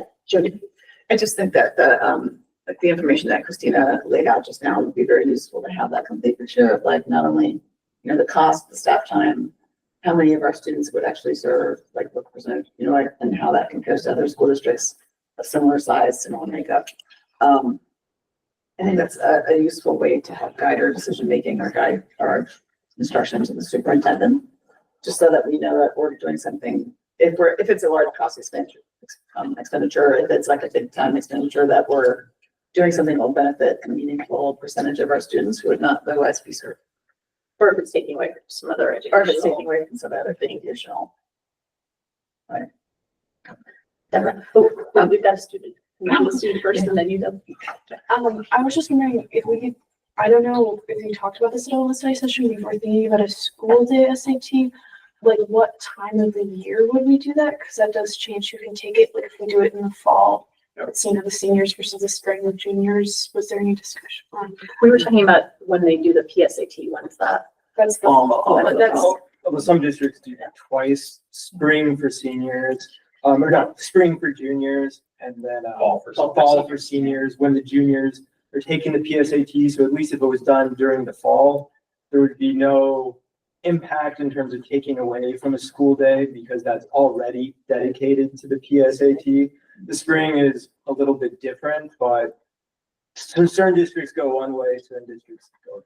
If we were to offer it in the fall at the same time as the PSAT, would make it juniors the option to also take the SAT if they didn't want to take the PSAT, like. That's a really good question.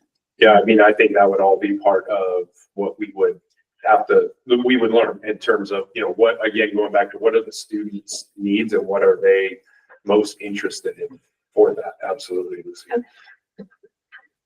Which would you do? Like between this. Like if it was this fall and you had the option of taking it, would you take PSAT or SAT? I think personally, I probably would have taken the SAT, but I think it depends on the student if they've prepared over the summer or not.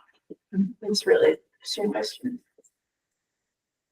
I have lots of questions about that, but I don't want to get into it before we get the information, but kind of the questions are, I know we offer, I don't even know how long we've offered the PSAT and I know it's not an inexpensive route, how beneficial do our students find it and families? It's really, I don't know I know what the benefits are in terms of just kind of the practice and the scholarship opportunities. And is that gonna assist our students? Because practice isn't as much of an issue because there's online access to practice things, much more so than there used to be when this started. Is that, and then we get a small number of national merit semifinalists, which is great. But would our students be better served by offering the SATs instead of? So those are just kind of questions in my head. I don't know the answers to any of them. I am, I mentioned that I know we have a huge high percentage of students going on to either 2-year or 4-year higher education. I don't want to lose sight of the fact that we have lots of students pursuing. I basically want to make sure that we're pursuing postgraduate opportunities for all students and anything that they want assistance and guidance on. If we have it's career and college readiness for very specifically for our district and gap years. And I love that Ms. Kenyon's working on doing the scholarship stuff. But gap year as well as, and I know she's working really hard on the trade schools and other types of plans and vocational and work. So I just want to make sure that, if we're doing this in the intention of making sure that we're taking care of and providing opportunities to all of our students, that we are actually taking care of and providing opportunities to all of our students. And while the information on the SAT is to make sure that we're making sure that our students are able to, access this, it's such a small piece of the puzzle of the postgraduate opportunities that I just want to make sure that we're not losing sight of kind of the big picture and the focus in terms of providing for the whole child and opportunities for all of our students as a result of this process. I wanted to just share with Lucy and Ava that we learned during our study session that if there are school hours or like a day or half day or whatever that's lost to testing like this, that if you don't, it doesn't mean that you have to make up the day at the end of the year because it's still considered educational. And so that's the thing that we learned. So even when it's just offered to like juniors right now, because other people are in school. Well, other people are in class, right? No. A lot of times, we've done it both ways over the years. We've done speakers who have come in and we've had freshmen and sophomores with speakers. We've done Islander Hour to work on high school and beyond plans. We've had it not come to school on some. We have done all kinds of things trying that out. This will be part of that conversation as to what's the best. We do have a new high school and beyond plan program coming online that all districts will have to adopt in 2 years. We're going to actually be not an early adopt, but we're going to be on the first wave. Not sure it's going to be perfect, but it would give us an opportunity to look at things like that. So, can I ask about the program? So is that something that OSPI has. Yep. We used to have a choice. It was, you know, you had a menu of options and the feedback to the state was, you know, there was such variation and it was hard for districts to manage, you know, their own programs or, so the state has gone to a universal platform that all schools are using. It will also help out colleges and universities within the state, getting all students from Washington using the same platform. I'm sorry, what's it called? School links. Thank you. Two words. Good job. Are you starting to use that? No, but yeah. Sorry, is it like two words, like school links, or is it I school think links? it's one word, school links. Okay. Yeah. Okay. But yeah, it's meant to replace Naviance. Okay. So is the consensus on the board that we would like the superintendent and his staff to look into this stuff for us? And Brenda, you heard from her. Yep, thank you. This is And we have very clear helpful. like We are Do you want heading in the right direction. my notes That later? would be great whenever. It's better than an AI. We just confirm consensus. Yeah.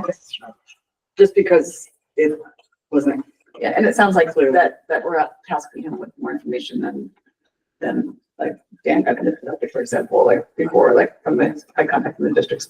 Like, yeah, and it only took about 15 minutes to get that information, the percentage and the numbers of juniors and Yeah, seniors. but it sounds like we have a It's wider under range of information that we're looking for to make this decision, that would be necessary to make this decision. Right. So, Right, I just think that's precursory information that I was hoping to have at the study session that we had a month ago. Okay, so, I mean, consensus, like, are you Well, guys thumbs up? yes, Down? actively. Yeah. So that we are all on the same page. Yeah. So no one is working on this on their own. We are handing this off to the superintendent. And I will send my notes to all of you. So Yes. thank you. Great. Yeah, I mean, I think I should gather the information. Great. I can also gather information, but yes.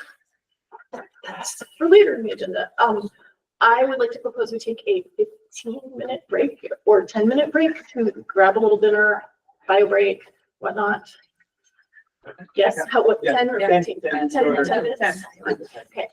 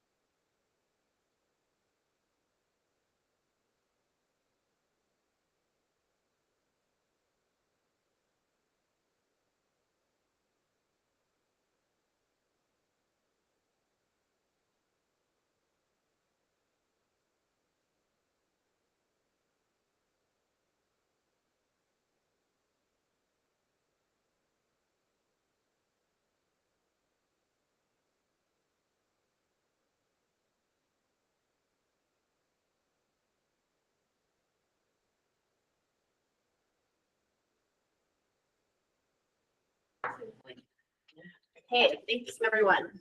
Good break.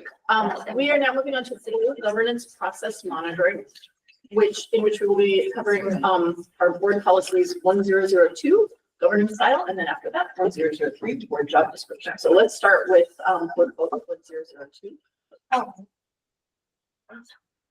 Okay, this is our annual monitoring, to whether or not to find ourselves in compliance on governing style. So, does someone want to start out talking about this? Do you want me to go over it? Do you want to go over it? Yeah, sure. So, I'm going to just start, and then if people want to jump in, they can, or we can go through the whole thing. Okay, so the board policy 1002 says the board will govern lawfully with emphasis on board policy 1800 OE1, results for students. So emphasis on results for students, encourage diversity in viewpoints, focus on strategic leadership rather than administrative detail, observe clear distinction between board and superintendent roles, be cautious in exercising its authority to direct the superintendent, make collective rather than individual decisions, exhibit future orientation rather than past or present, and govern proactively rather than reactively. So item number one is, in doing its work, the board will focus on students. Do we feel like we are in compliance with that item? I do. Yeah. Ish. Yeah. There we're checking balances. Yeah, students, are we focused on you? Hearing no dramatic objections to that one, we'll move on to number two. The board will cultivate a sense of group responsibility. The board, not the superintendent or staff, will be responsible for excellent governance performance. The board will use the expertise of individual board members to enhance the performance of the board as a body, but will not substitute individual judgments and opinions for the board's collective values.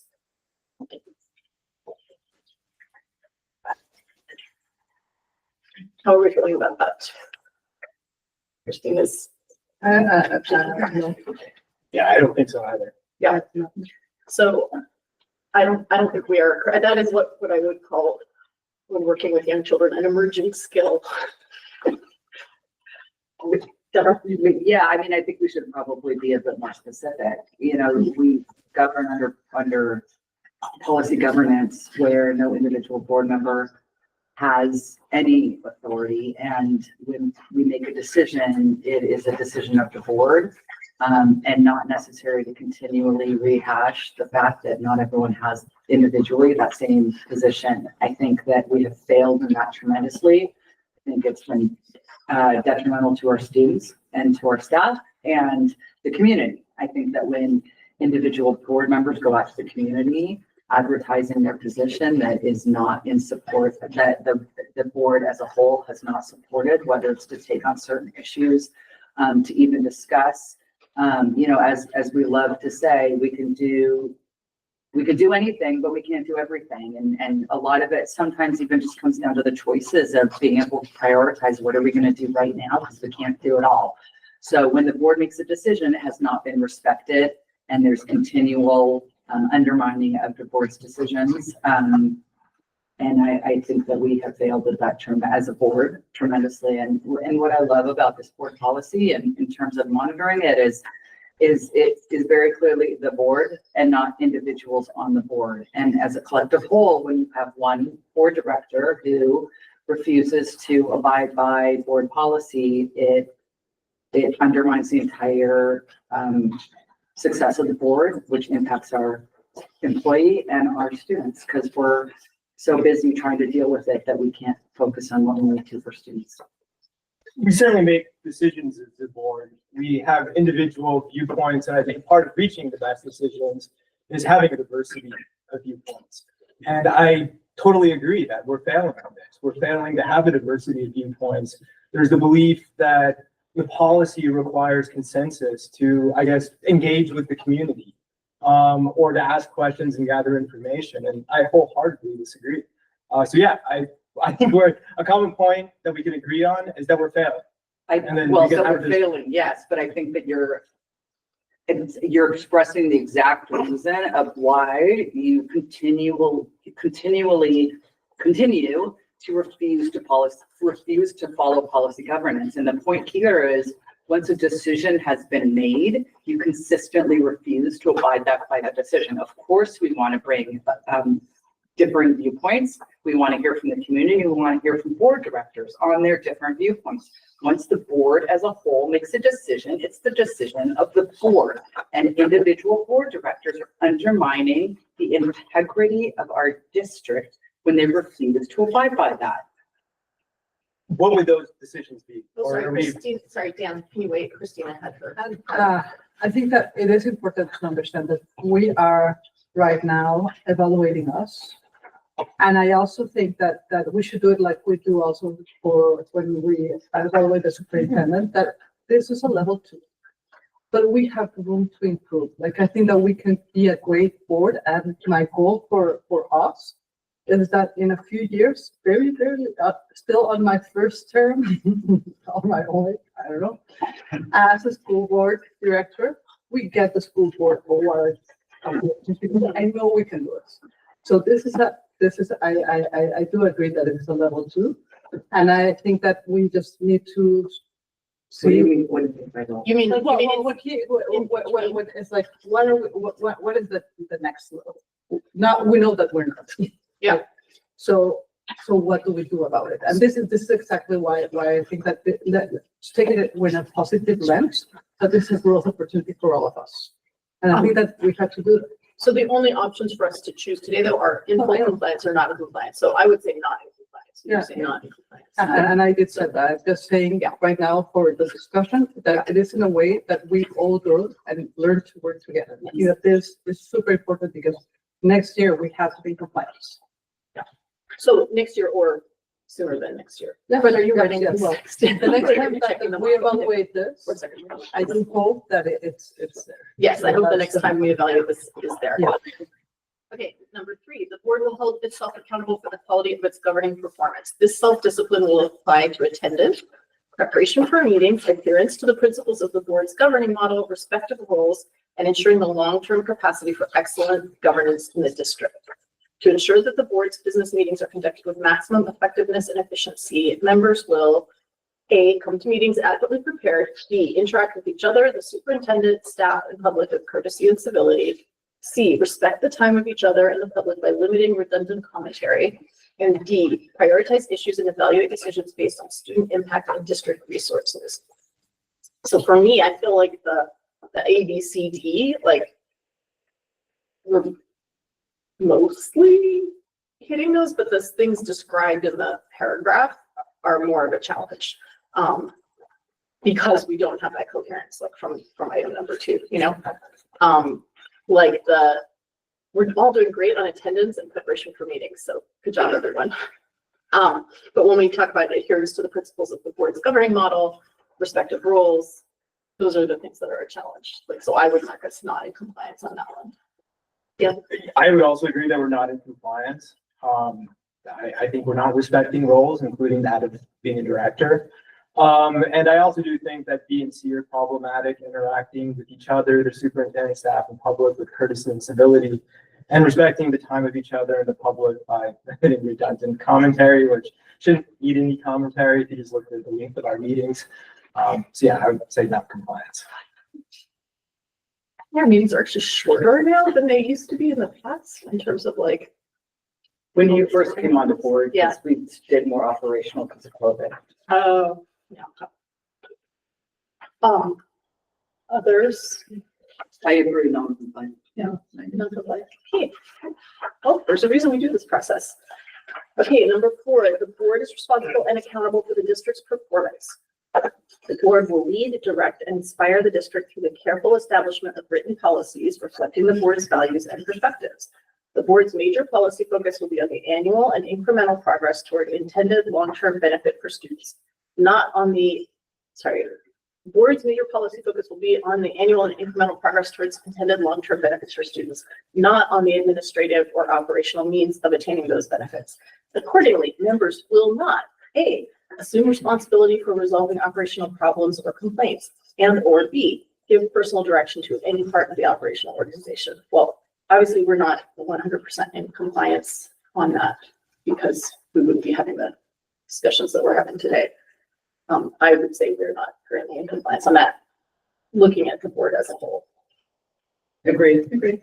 Yeah, I don't think we do a very good job of that, of monitoring annual and incremental progress towards long-term benefits. So I agree. I don't agree with that. That's like that's a lot of what we do. Like, We could looking have at- a discussion of like why I think the data is not as informative as it could be, but we agree on this, that we're not in compliance. For very different reasons. I think that needs to be memorialized in the comments if we could do that, because once again, it comes down to the board goal under policy governance. And when there's a board director who refuses to abide by those policies or get a majority of the board to change the policies, we're spinning in circles. And it's only going to hurt students, and we're going to lose our superintendent, because I certainly wouldn't choose to come to work every day and work where I'm spinning out of control. So I will be more blunt.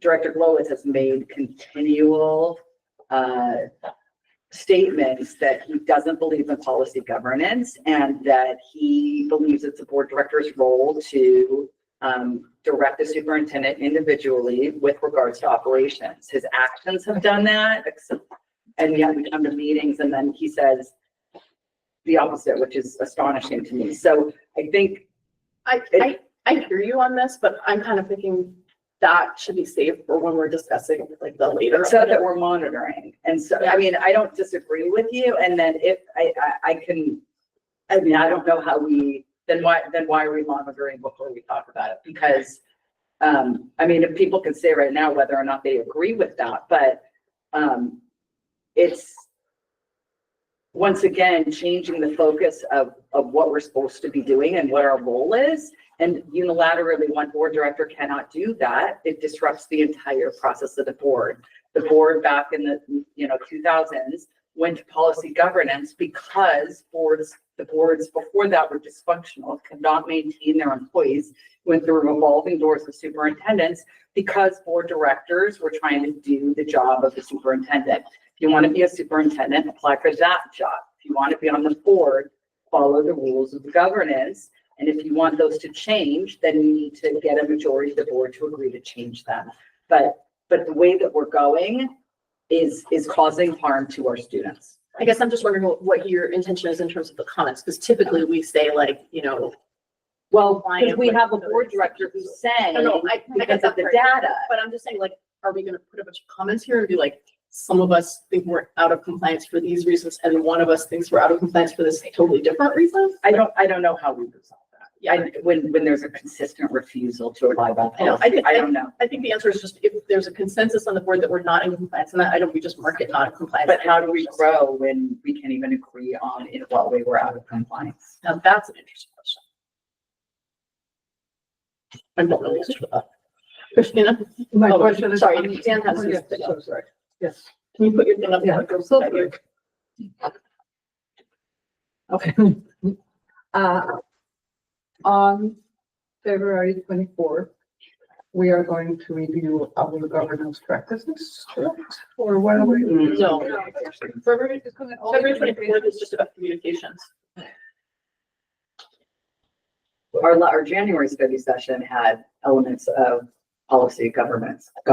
But only elements, like. it was- Well, it's a pretty big part of it. No, what I meant by only elements is that, when we, sorry, we kind of,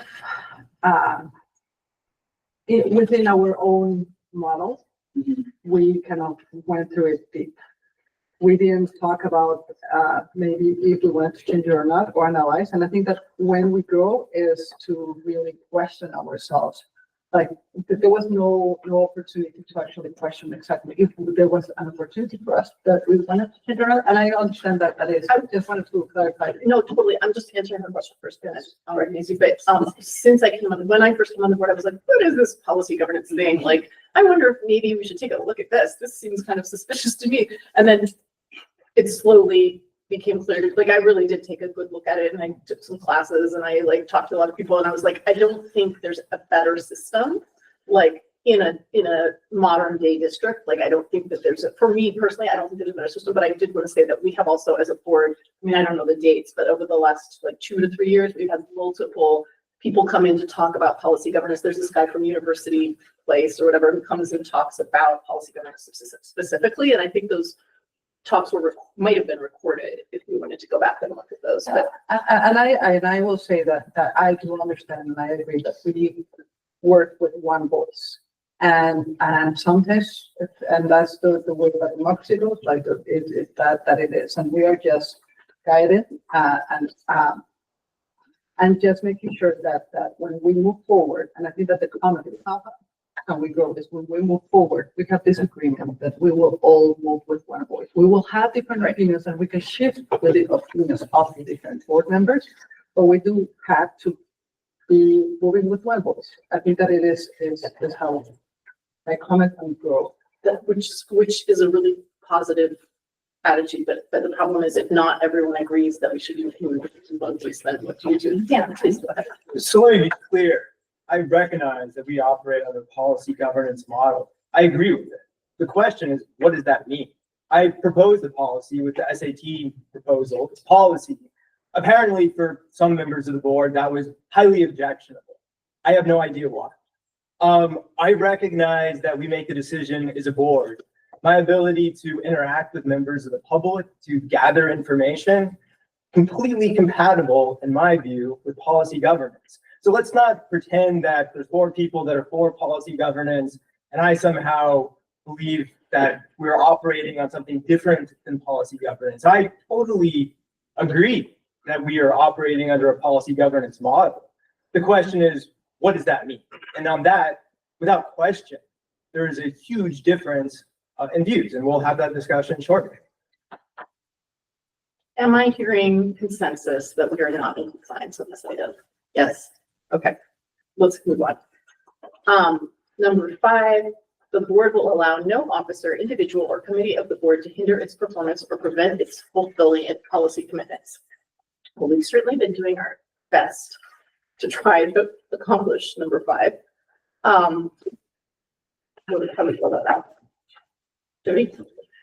Sorry, you moved. It's like an off. No, I just thought Bodie. I don't quite understand, like, I could make an argument either way, so I'm not quite sure I understand the purpose of this, like what we're gonna have behind this, so I'll just pass on the next question, which is maybe.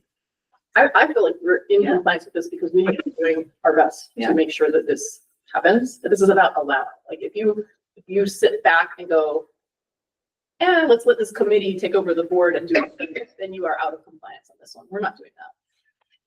Yeah.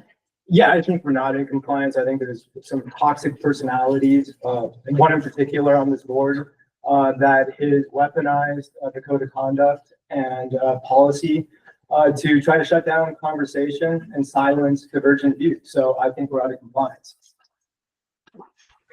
This is a challenging, oh, sorry. No, sorry, please go ahead. This is a challenging one for me too, because the board will allow no blah, blah, blah. And yet the board has no recourse. Right. And so it's, I named you, go ahead and name me, that's fine. We'll let the community decide if there's future elections, which is frankly the recourse. And so the problem is that when, you can say with intention that you believe in policy governance, and yet when you have a different definition than the rest of the board of the policy governance, you don't believe in policy governance, because it's a consensus of the board to define that policy governance. Every district does it a little bit different.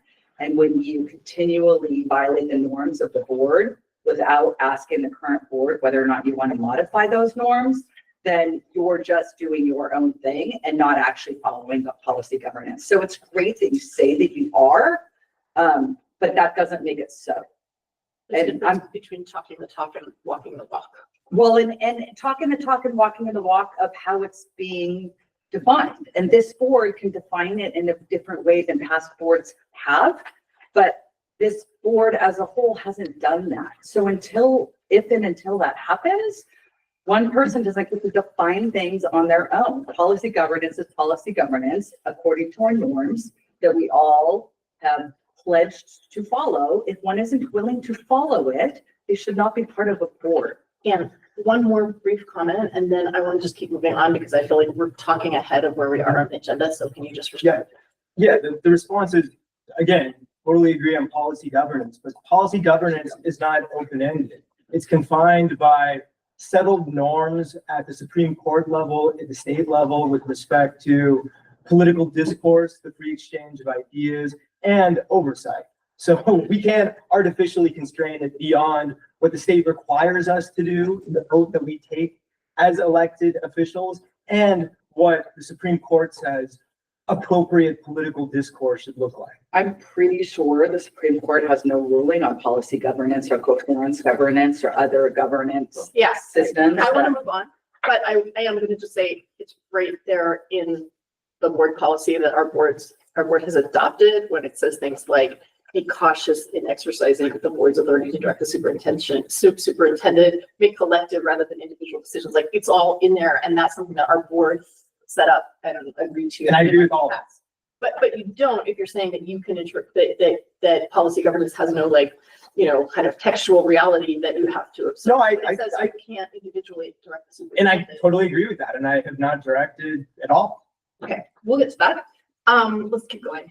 So we're kind of mixed on that one. I would say, personally, I think we're doing our best. So I would say we're in compliance, but how do people feel about that?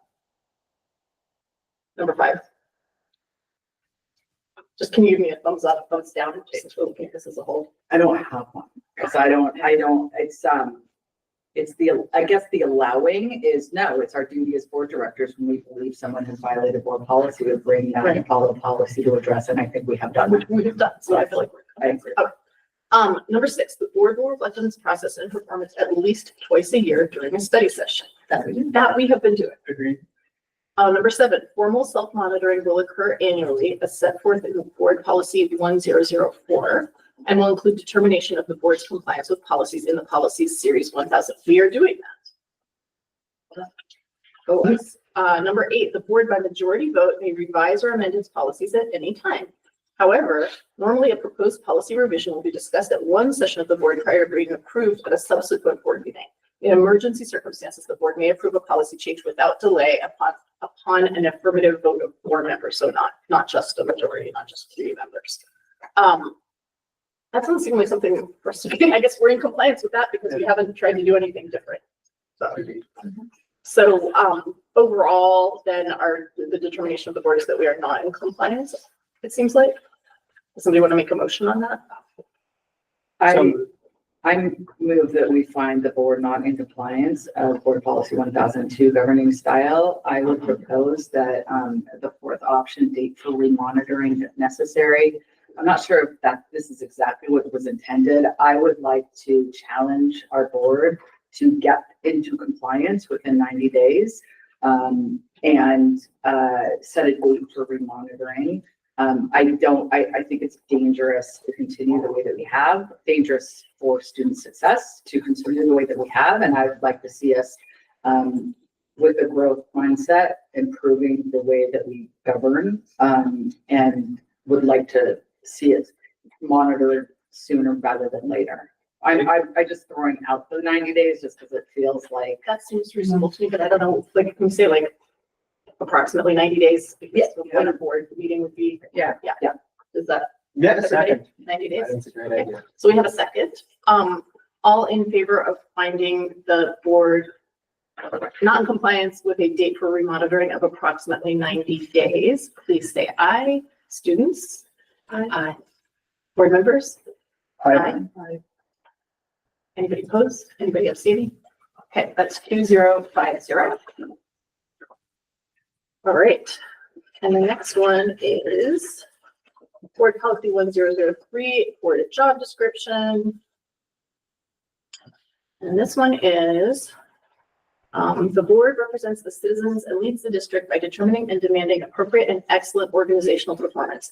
The board's role is distinct from those of the superintendent and district staff. It is the board's role to, number one, ensure that the values, vision, I can't read today, the values, vision, and mission, and the student-focused fundamentals as described in board policy numbers 1001 and 1800 OE1, respectively, are the focus of the district's performance. Seems right. It seems reasonable. Like, I don't think we've done that. I mean, we're trying to do that. I think that some are trying to do that. I think that the focus is values, vision, and mission. The student focused fundamentals are fundamentals, our 5 fundamentals. And when we go so off track to direct the board, the superintendent with regards to operational decisions, we're violating that policy. I strongly believe we're not in compliance. I feel like we're in compliance with this. But I do too, to the extent, I mean, we obviously disagree on the previous, well, we agree to disagree the previous board policy. On this one, I think, I with Maggie Ty, like, I think that is the focus. I think it's really asking a different question than the way that you're interpreting it, though I see why you're interpreting it your way. Christina, did you? I think in this one, I think we're in compliance. Same. Okay. Looking like we're in compliance on that one. It is the board's role to advocate for the district and the students it serves. I do believe we're still doing that. Most of us. Okay. Christina. You spent a lot of time advocating for the district and the students that we serve. Christina's carrying us on her back. Yeah. I think that, I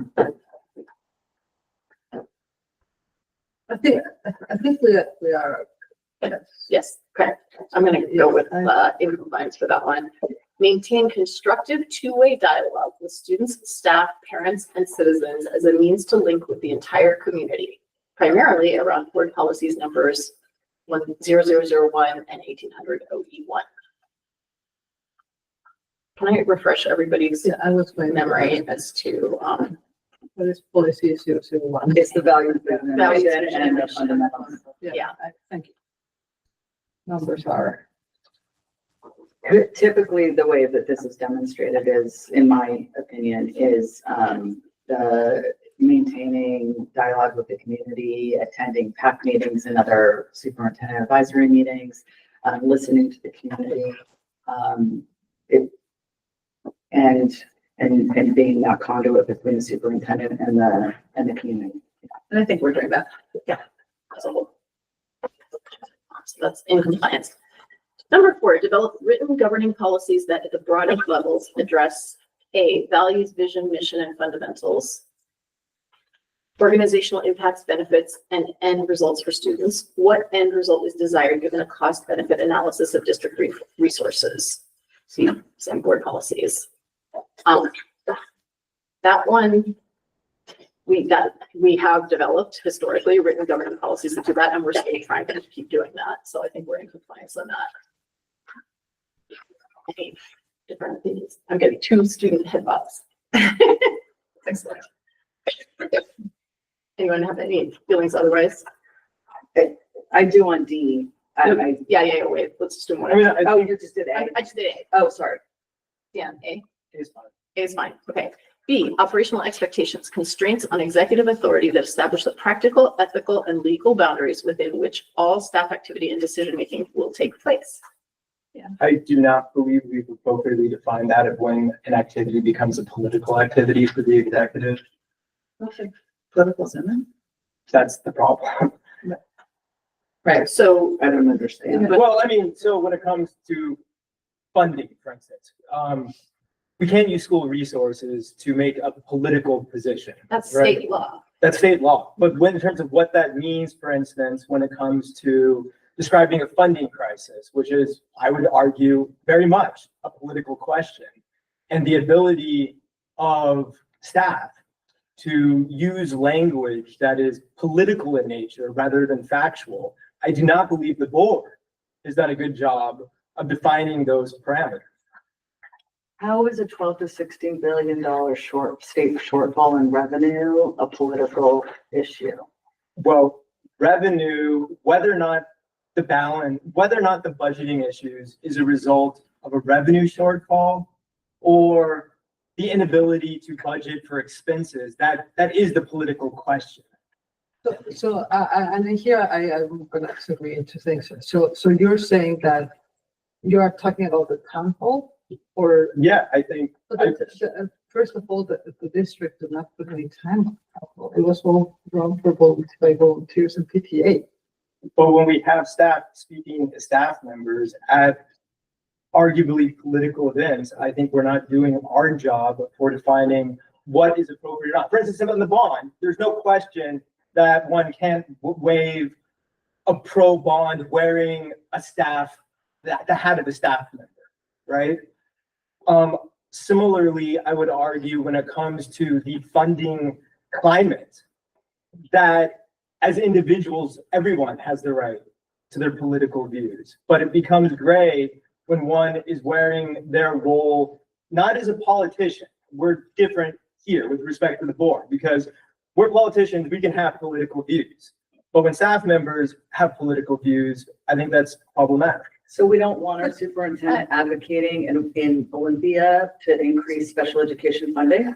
We can talk about facts, but using, when we have legislative representatives, and one of our jobs is to advocate for our students, which is typically money.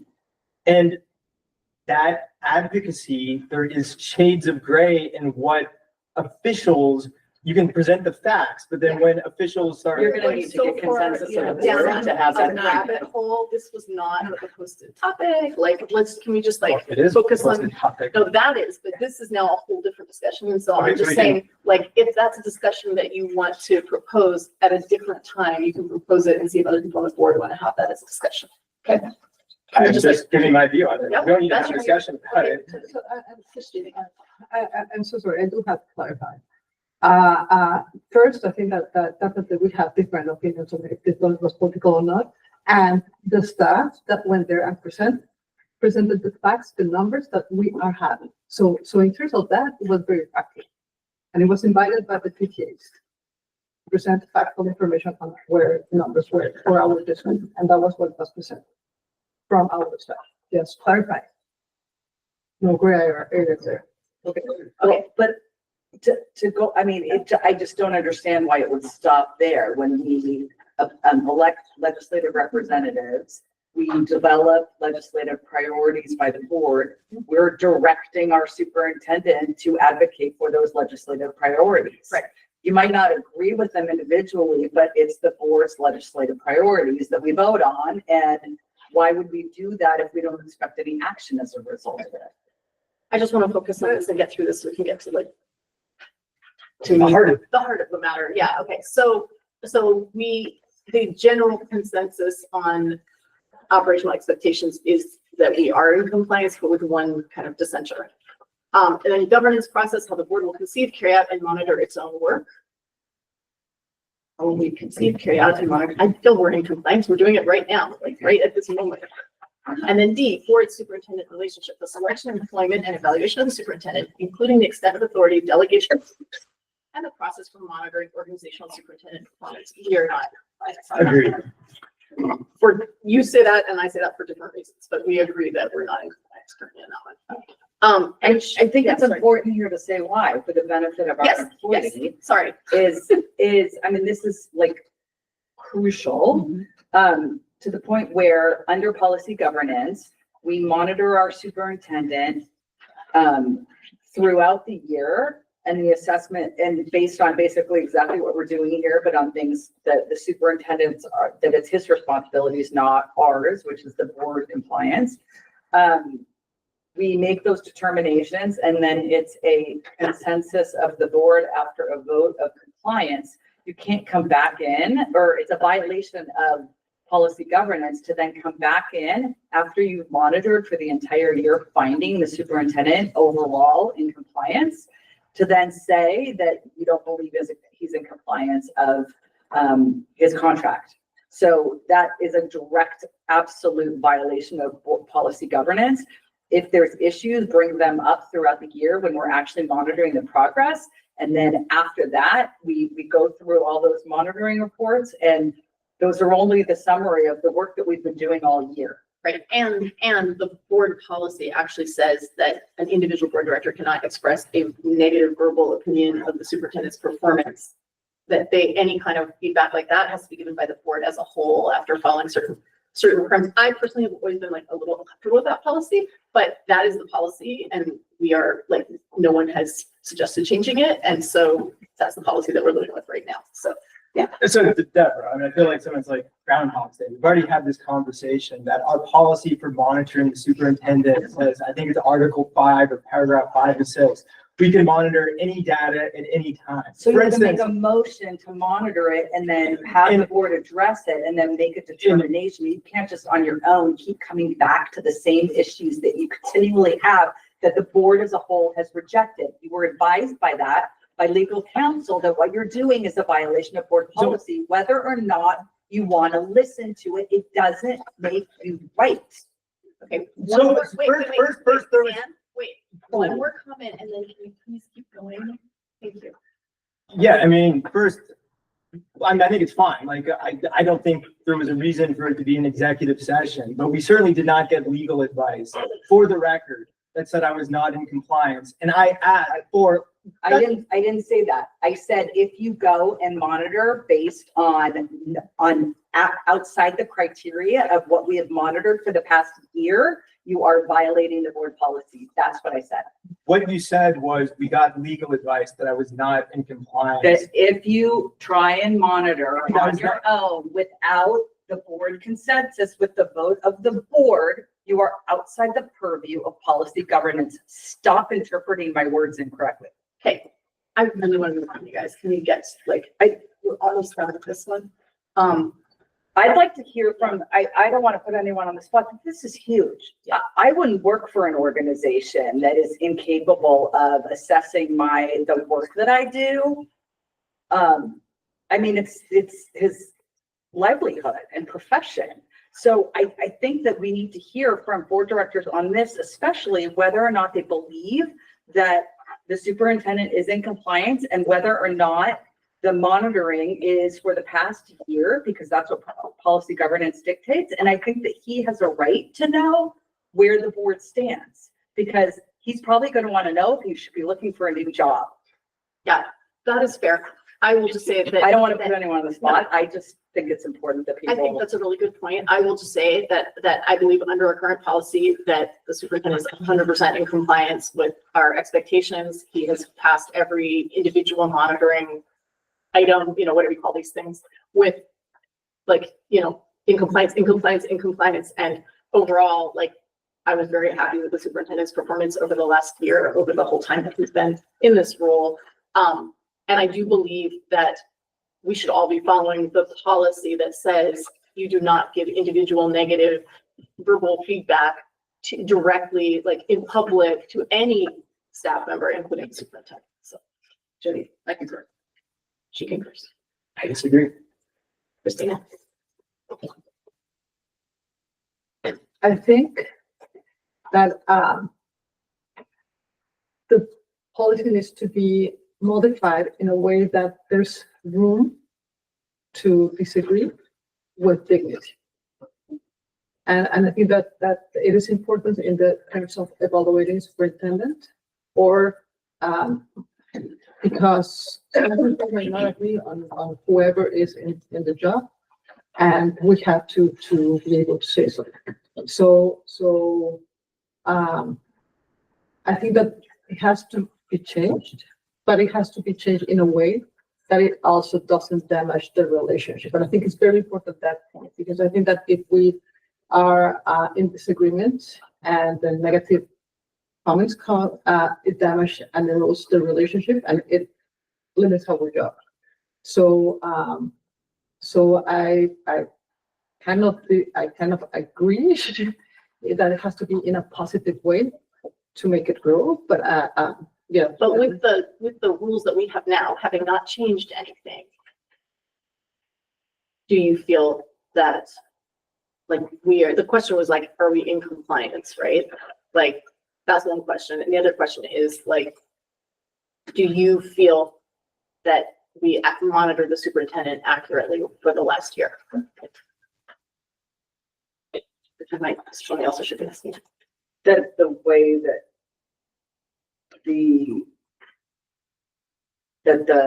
well, I mean, the evaluation, I mean, I happen to actually, I can't imagine being evaluated on job performance in public in the way that we do this. And that's why it's very strict and directed towards achieving goals. I think when it is done well and respectful, it is with dignity, and that's the whole point. And I think it's been without dignity in some cases that is the problem. You can't go back and change things. We can have different views. People can bring up concerns during the monitoring process. The fact of the matter, even if concerns were brought up during the monitoring process, it's then the vote of the board on whether or not there's compliance and non-compliance. And once again, we go back to the last thing that we just monitored. Once there's been a board decision, move on. It's the decision of the board that the superintendent was found in compliance. You don't get to come back at the end and say, well, I disagree with those decisions. It doesn't matter whether or not you disagree. It's how did the board vote? So it is with the intention of dignity and respect, and the fact that it has been followed has caused tremendous turmoil. I would also add to that that any board member can go and talk to the superintendent at any time. So if they have feedback that they want to give, like frank feedback, it can be done, in private, one-on-one. And it can be brought up in public if there's concerns. It's our job to bring up if there's concerns that we believe the superintendent is not in compliance with these actions or the things that we monitor. It's the going back and second guessing and redundancy and using your own expertise or lack thereof in judgment instead of the person that we have hired to be the expert in making these decisions. It's the continual questioning and undermining of the authority of our superintendent and the role that we gave him under policy governance and in his contract. I'm gonna one more comment and then can you please move to the next item? Yeah, I would argue that my comments on January 30th with respect to the superintendent's performance were given with dignity. And I would submit those for the record to be attached to this agenda item since it's been a topic of discussion. I think that's what a fulsome performance review looks like. That's not just rainbows and sunshine. That also points out areas where we could improve upon. And I chose the words carefully, ran it by many people, including former elected officials who felt that it was concise, that it drew out community concerns. And so I submit that it was done fully with the intent of dignity and just acknowledging everyone has rooms for improvement. So I'm going to drag you guys through this item. It's the last thing I do. For number 5, we are finding that we are not ensuring like effective superintendent, or sorry, number 4, we're still on number 4. Oh gosh. Yeah. 4D, we are not in compliance on that item is the sense that I'm having from all of you. Right.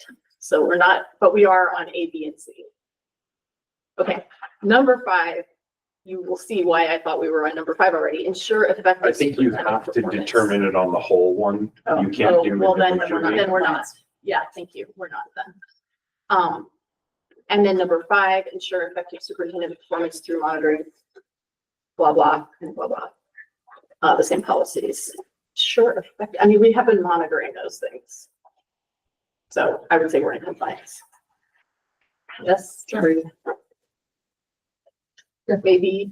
Well, I mean, again, looking at the budget, we monitored the budget in early January, but we need the ability to revisit it because events change. And so what may look accurate at the beginning of the year doesn't look accurate by the end of the Yeah, the year and that's we're being going reviewed. to that, we want. Well, I mean, Deborah, like, is But of when the you're view that once you monitoring pass it, the you're gate, looking at the information that you have. Yeah. You're looking, when you're monitoring, you're looking backwards and then you move on. Well, this And is then about when the it comes up, superintendent. This no, is I know, budget. I don't, right.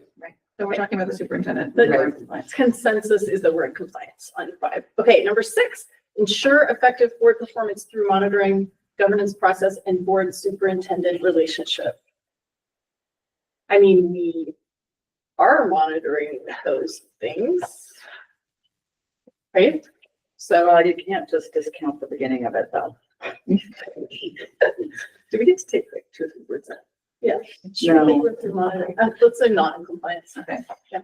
Okay, establish parameters for the board's negotiations committee, see board policy 10606, when negotiating employee contracts. Yes. I would say no. Oh. No, we're 5 months into a 3-year contract and we told about massive cuts. That we That's would- not what the Well, question is. What the The question monitoring is, statement do we says. establish the parameters when negotiating the contracts? Yes. The- We the- establish the were the parameters. cuts. But you might disagree with that. Okay. The board established And the parameters. parameters allowed to cuts? the bargaining committee. No, Okay. we established the I- parameters. Yes, we were in. I didn't think we were contemplating massive cuts. That wasn't the contract I approved. Okay. That's not the question. The question's not, is this the contract that Dan approved? This is, Well, the no, question I is, mean- did we establish parameters? Yeah, and Yes, the- we did.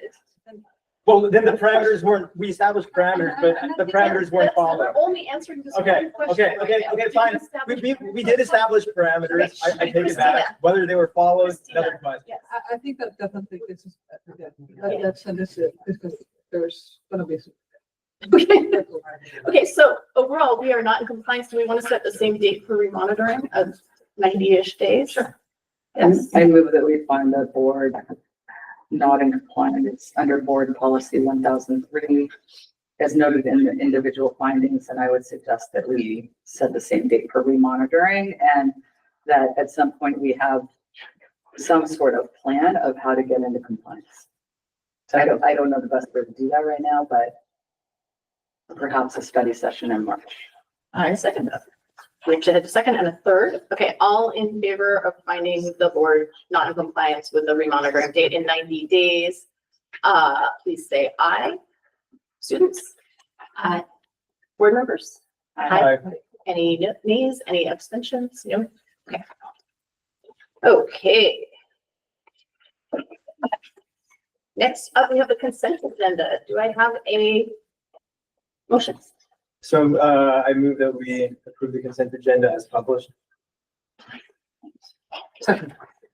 All in favor of approving the consent agenda as published, please say aye. Students? Aye. Board members? Aye. Any nays, any abstentions? No? Okay. Can I ask a question on it? Yes. It's not having anything to do with approving it. Under the personnel report. Yeah. I see some separations of long time. They're, look at the item above it. They just got moved to different positions. It No, has no, to- no, no, no, no. Oh, someone else? I don't want to, Oh, okay. is that, We have, are you talking about retirements? and- correct? Is that what, I assume that's what those are? And do okay, we want okay. to like mention that so that people know it's coming, or is that not appropriate? I mean, it's here. It's all there. We do, that's why we do the formal recognition. Some of them like to do it in different ways or whatnot. You can certainly reach out to them, as board members certainly, but there are some, really impactful educators, My teacher. who, your teacher, along the way. So absolutely, we've got, it's fantastic We'll have for some them, but sad for celebrations us. and, you know, Yes. Okay, thank you. Superintendent report and announcements. I do not have any this evening that I haven't already let you know about. Great. Although we're monitoring weather again tonight because there's storms in the foothills and we're trying to figure it all out. There's some that are going to be in school until July. I mean, we already pushed it back. So- There was a big chunk of West Mercer was closed this morning because of ice. Yes, it So, was. yeah. Early. But that, Okay, in that case, we are moving on to board announcements, inquiries, and reports. Legislative report. So we are full in session. So we have only 8 weeks to go. This is gonna be kind of when we have to push it real hard. Right now, some of the bills have passed from community from education to ways and means, and now we are kind of monitoring where the bills are. So far, there's a few that are going and having some change. However, we have been submitting through the 3 weeks that we have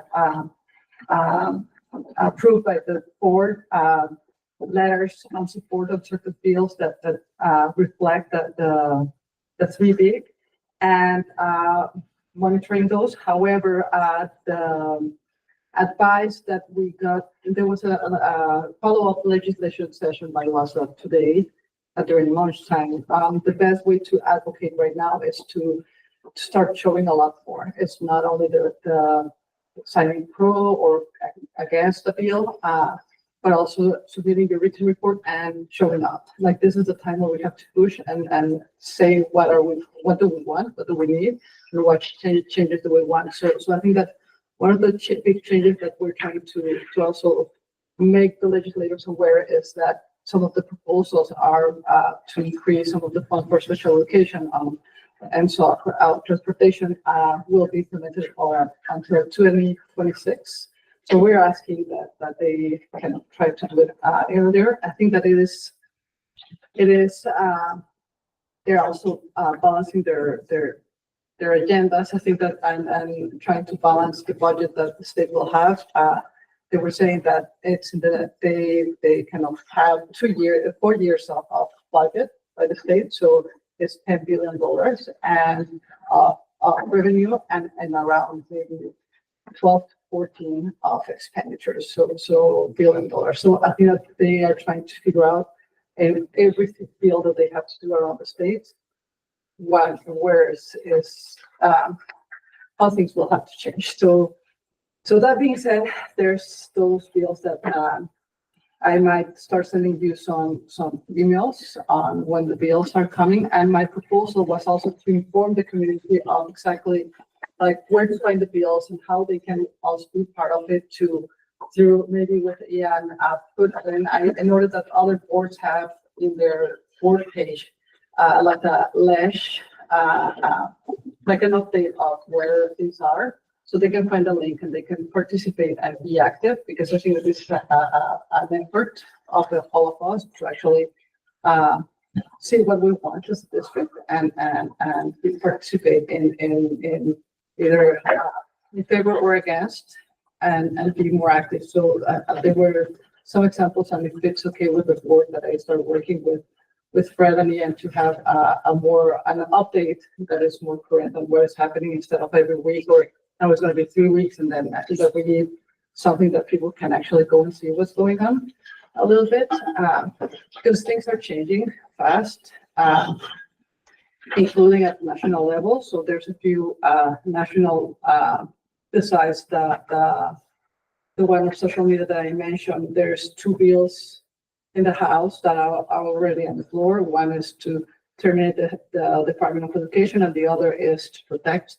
And I think that the importance of that is not if it's or not will be terminated, is the implementation. I think that it is important for our legislators to know that every action cannot be sudden in a way, because it impacts real children and students. So there has to be a plan to whatever happens, to ensure that every single kid is not left behind. So I think that there's important things that we have to keep looking at, but especially at state level is where we are focusing the most. I had a meeting with the group that the alliance that we formed with the town hall, that it's the school board directors in the region, PTAs, education associations. We developed a great block to work together and advocate So yesterday we met to, via Zoom with, Representative Janice Sand. It was the first time that, was able to talk with us, and she was very eager to come and talk and be part of the process. She is more involved in transportation, so I think that's something that we probably have to, like, all the things that we need for participation, she might have more influence there, she's not in the other. And tomorrow there's another one with Senator Wellman, so I will be there and we'll be pushing. I know that she has one bill that will help us on MSOC and to ask for an earlier date. So those are the big ones, and we will have to try to see if we can have a more of those meetings often, even if it's by Zoom, and go in person and have all of you together. We will have to divide and conquer, and I think that that's the way to go. So I think that's, and I will work with Ian and let you know all of that, because it's a lot of hours and work to be part of that. So I know that has questions. One is we've got our students who are heading down to Olympia tomorrow. We have a coalition of students that I know in your role within WASDA and whatnot, trying to get a number of groups down there. And so any updates you have for us on that or what that looks like? And how many is it 8 of you? Yes, yeah. As of now, there's 8 across like 4 school districts, I think. Yeah, and we have like 7-ish meetings with legislators set up and are like prepared to speak on like supporting the big 3. Yeah. And then I just want to make sure for that I've got direction for consistency's sake that working with Director Martinez to look at our website in ways. Is that what board wants? Just and asking if that's something. Yes, I'm sorry, looking at the website for what? So that in our page in the school board, we have, I can send you, like, there's other districts that have that in that, on their report, have kind of a ledger report of what is happening and where they can follow the deals and different things that, and I will say that Fred also pointed me that the OSBI is also looking for feedback related to the parent bill of rights, right? So that is something that it might be difficult for parents to know about. And if we have it's something that they want feedback from parents, it's there. So something that for the community to actually be able to be a participant of this process too. So I think that's a great idea. That's good. Thank you. Is that okay? Just we get That's okay. Surprising. So sorry, I will make it easy. Jenny, do you have any report? Yeah, I don't have any other reports. I do have another report. I just want to, just like for the record, referring to my statement last week to the board, and then just for the record, since certain people keep bringing it up, all the posts cited 2 weeks ago in public comment were from my personal social media, were taken out of context, and mostly predate my time on the board. For example, the salty language referenced today was a reply to another post and was only partially quoted this evening. So it was presented without context both ways. And again, that particular post from my social media predated my election and then obviously my board service. Glasses drop. Deborah, do you have any reports? I do. Attended the YFS breakfast with most of the people in this room this morning. Don't understand why there needs to be events at 7 a.m., but you know, that's okay. It was a great event. I, again, said last week, I so tremendously value and am grateful for the partnership that we have with the city and MIYFS and our counselors in the schools, meeting the needs of our students. And this is a way to give back to that and support that financially. Because that's where the money comes from. So we appreciate the city passing it on to us and happy to play my part in making sure that it continues. After that, had a PTA council meeting where our superintendent presented a lot of data and information to the PTA council stuff that we've all seen, but, you know, that people who don't want to sit through a 4 or 5 hour board meeting don't necessarily digest. I think it was really, I think it came across really well in the sense of providing this information to our leaders in the community who have the most contact, well, besides their staff, but have the most contact with our parent community, and can really present that information as a way to not only present the information, but to then counteract the misinformation that continues to be an issue, which I think will just be an issue forever. So, I'm not talking about data interpretation. I'm not talking about data and single data points and things like that. I tried to do the legislative conference mid-session webinar. I know other people did. I'll go back and watch it, but I missed that because I was trying to do my job. Yesterday, attended the IMS Tier 1 team meeting where we talked about continue to look at for the behavioral referrals, like the reasons for them, the time of day. They're really kind of diving in to look at and look at Tier 1 supports across the board to all students, and then the Tier 2 and 3 are based on need. But in terms of looking at trends and identifying things that that they can address as a community. On Monday, I attended the PTA advocacy meeting on Friday, and that was a great group of advocates who volunteer tirelessly to advocate for our district. Answered a lot of questions about misinformation in social media and attempts at kind of undermining the strength of the school district. And we've really seen a call to action to be able to advocate for a high functioning district. And it's just been really great to see the support from the advocacy teams of the community that are pushing back. So thank you to all of you who participate in that. And they talked a lot about looking at not merging, but having the advocacy committee meeting with the DEI committee, because the DEI is under such attack and it's such a priority in our district that looking at ways to kind of assist each other in the advocacy and the DEI work. I understand the national, but how is the DEI under attack? Yeah, we're gonna agree to disagree on this and not, this is not a topic for the board. I just haven't heard of anything. We're talking about on the national. Okay, the national I get, because otherwise if we're talking at like our local level. I actually think it's happening at a local level too, but. I would like to hear about it. It's board reports. Okay, Have a board report? You can disagree. I'm not disagree. I would like to know if DEI is under attack in our district. Yes. I understand the national conversation. It is under attack in our district, and if people believe it should be a priority, I hope that they will speak up and advocate for it. I just went to Beauty and the Beast where it had a very diverse cast that was sort of groundbreaking. So I fully support DEI. I haven't heard anything about DEI being under attack in the community.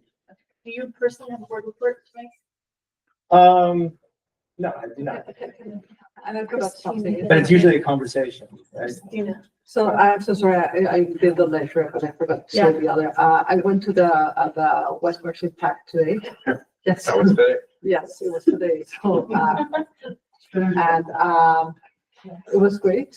I think that what they're focusing a little more on monitoring the match. I think that's their improvement plan for the school. And one of the feedback was more for the school, and I think that this will benefit all the schools too, is the communication to parents on how to look for it and how to communicate with the teacher to get kind of saying like, can you tell me more about the performance of my student, or look for a little more on how to interpret and actually communicate with the teacher. So I think it's more on how the best way to communicate, and that is clear. So I think they have great feedback for that. But it was painting great improvements, and there's some places where they are focusing more their attention. as they grow, but they definitely, the kids are saving more than 2 years growth and so it's really, it's pretty much focused on that. Sorry. No, I only have one item to be, PTA DEI committee meeting. And, we were talking a lot about sort of national level stuff, but as it affects education specifically, they had some interesting articles they were putting out. Yeah, that's it for me. Okay. So we need one more thing. Oh, sorry. Yes. So Eva, I just wanted to say something addressing the recent board and community tensions. So we hope that the whole board and the community move toward a more positive and productive attitude towards our schools. We understand and appreciate how passionate our community and everyone in this room is about our schools, but things are not all bad. As we saw in the book report, our students are thriving and achieving great things in our schools. We would also like to remind our entire board and the community that they are role models for the students that they serve. And we encourage them to remember to be respectful when disagreeing with one another, and how they will act influences the students they serve. And we also think that aggression does not make our schools the positive, welcoming place that students deserve. And we acknowledge that our schools can improve, as with like the way the board works. And we hope that our whole board and community will learn how to continue to work together to improve our schools, free from polarizing political tangles. And we encourage our whole board and community to better listen to one another and listen to students with open minds, free from like personal attacks when discussing our schools. Thank you.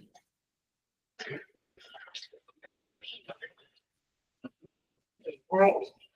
We have now our, oh, wait, I only said it about the DEI thing.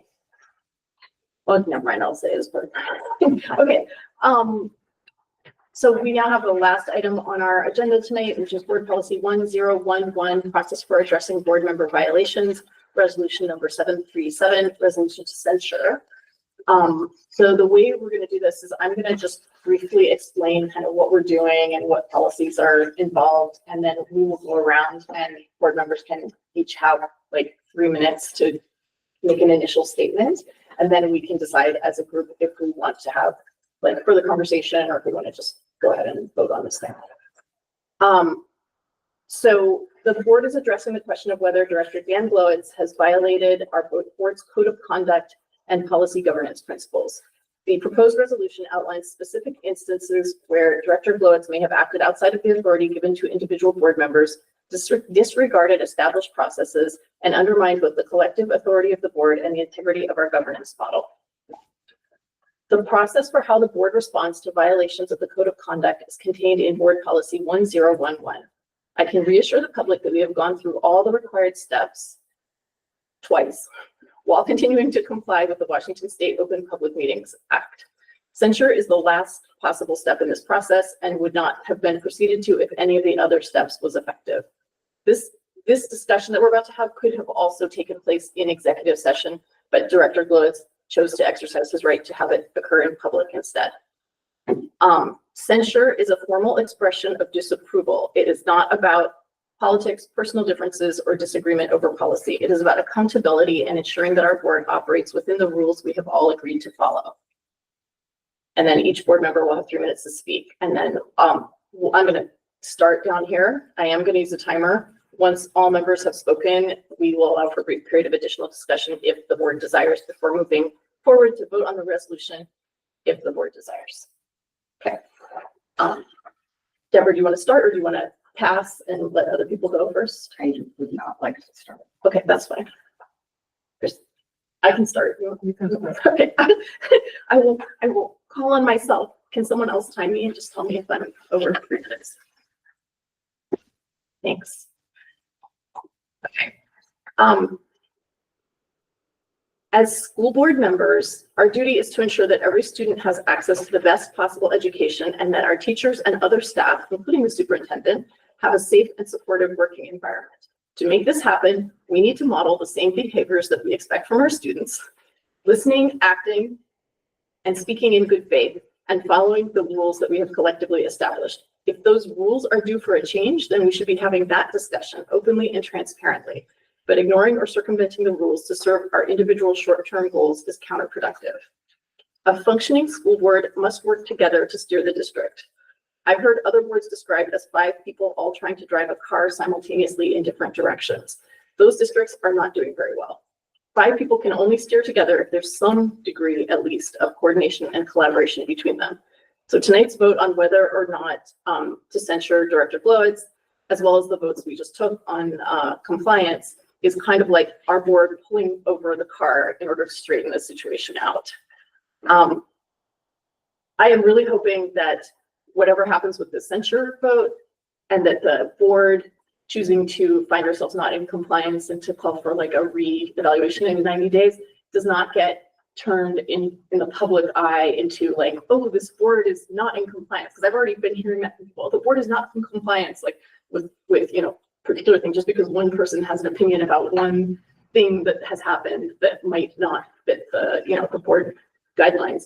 But we are actually deliberately finding ourselves out of compliance as a tool for self-growth and as a way of signaling to the public how serious this situation is.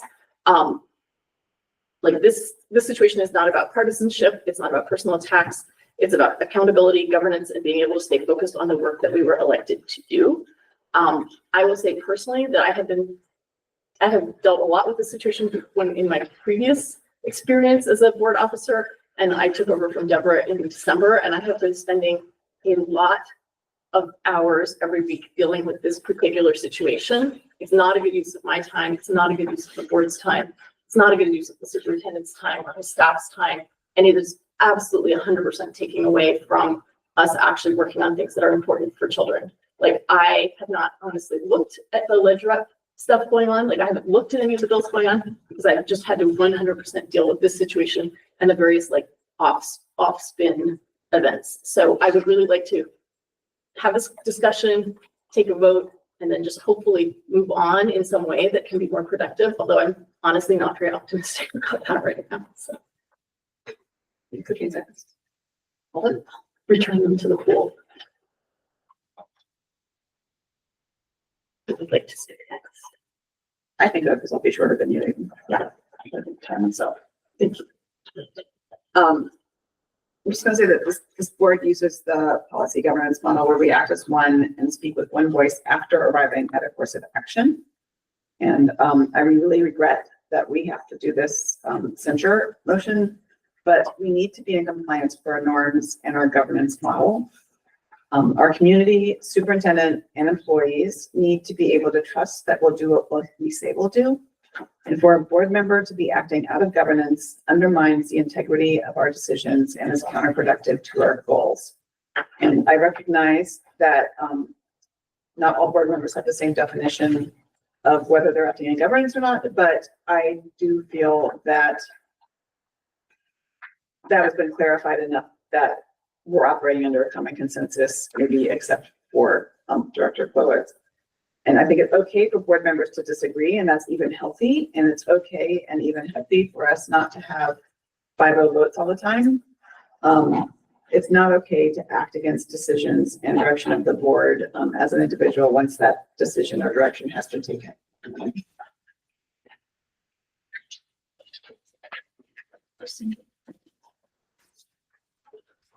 You can also pass. I don't want to pass, but I've been struggling with this for a while. I think that this is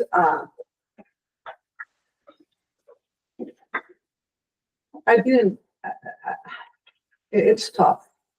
And I'm saying this as I govern my family too. You are my family.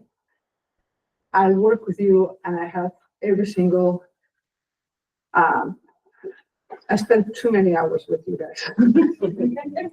And I really value and respect each one of you. Each one. And just like I do with my kids, I also think that if something is working and not working, I want them to grow and with like I said with Fred, the same way. Like I don't think that everything is perfect, and I want everybody to have room to grow. And this is what growth can look like.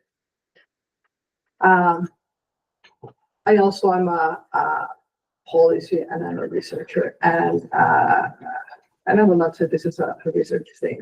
This is there's certain things that happen that I agree in here, and I want to state which ones I 100% agree that were not okay. I think that we had one meeting, that special session that lasted 1 hour, when we did give direction to the superintendent and we wanted to move forward. And I think that and that is section 3B. I think it is that is absolutely a direction that we gave the school district, and it was the time and the opportunity to let the school and the district to take action and see how they will respond, if they would have time or not. That is absolutely something that could have been discussed later, but we moved there as a body in that action. The section 2A, I think that what I find difficult here is that I think that because of how the personal relationship has played in the board, it has not taken the discussion that we wanted. And I also think that this is something that we needed to discuss before, and when it was presented as something that it was a resolution that it was going to be presented, I did mention that I had some concerns with the language and the dates due to the lack of information that I had to support or not this. So I will only say that the second point 2B and 3E, I have a lot of hesitation, in the sense that I do also think that I want the policy of how we can express other opinions be stated. Not that it will change the overall outcome, but how it happens. And I had something else to say, but I think that if I have 30 seconds extra after this, okay. Thank you. I will go last. It's really disappointing to me that we're having this conversation in public. I think that I believe in the system, as Maggie Ty said earlier, like coming into board and learning about policy governance, like you do it what and how, like it doesn't make a lot of sense until you're in it. And you know, I've worked with met 4 different boards now, and in my time on the board, and you know, I learned from people who held these values like tremendously high, and I appreciate that, because I came in not really understanding it and watched the way that they held, like I said, that they lived by these values because it's for the greater good and the benefit of our students. This belongs in private because we all should have opportunities to make mistakes and to grow. In former boards, I've been on school boards, I need just different configuration. We've had violation hearings where someone brought someone up. We go through our process, and it's not, the purpose isn't to shame or humiliate the person. The purpose is to grow and do better, which is why it's so important that it's in private, because it's really hard to do that in public. Although the vote isn't public. The vote isn't public, but the conversations are in private, and that very much can impact what is then presented in public. It's all to be better. It's all to learn. What I raised board policy violations that started this, and working with Dan when I was president and he was vice president. He went and filed the resolution on the SATs ordering the superintendent to do a specific thing that the board had not voted that we were going to create a resolution or entertain that. The proper process would have been to raise it in board reports or an agenda planning meeting with consensus of the 2 leadership, with you did not have And then see if there's a majority of the board that supports moving that topic forward. He didn't do that. And it was challenged that therefore I was against the SATs or looking at other things. That's not the case. It's the how, it's not the what. I value different perspectives. I learn from different perspectives. And I appreciate different perspectives. I've talked to people sitting in this room where we disagreed on topics and subjects, and we all learn and we're better as a result of that. But when it's done in a disrespectful way that undermines the authority of the people that we trust, it's bad for everybody. And it's continued violations of this. We've made every attempt to not do this. I am very discouraged. And then with the intention, and the result was I have no intention of abiding by this policy and being a member of a board, which if that's going to be what we're going to hear today, I would seriously question why someone would want to participate on a board. Then that's the expectation, and they continue to refuse so, putting their personal agenda against the agenda of the success of our students. I guess, Dan, you're the last one. My actions have always been and continue to be fully aligned with the board's values, policies, and mission. I remain committed to ensuring sound governance, advocating for the best possible education for our students, and safeguarding the fiscal sustainability of our district. Everything I have done has been driven by a single goal: improving the educational experience of our children. That is why I sit here tonight with deep concern and disbelief. Never in my wildest dreams did I imagine I would be publicly reprimanded and retaliated against for simply circulating a policy proposal on the SAT and gathering publicly available information from neighboring school districts. Let there be no misunderstanding. There has been no violation of board policy. The only thing I stand accused of is speaking my mind, asking difficult questions, and voicing concerns shared by the community. That is not just my right, it is my duty. As an elected official, I took an oath of office and I take the responsibilities that come with it, including oversight, seriously. At its core, this issue is about the importance of open discussion and diverse perspectives in decision-making.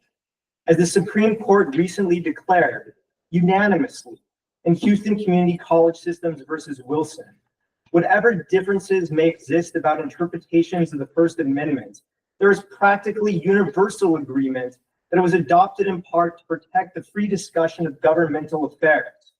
No individual or group can lead effectively without a willingness to engage with different viewpoints. When divergent voices are silenced, we create a culture that is hostile to diversity of thought and experience.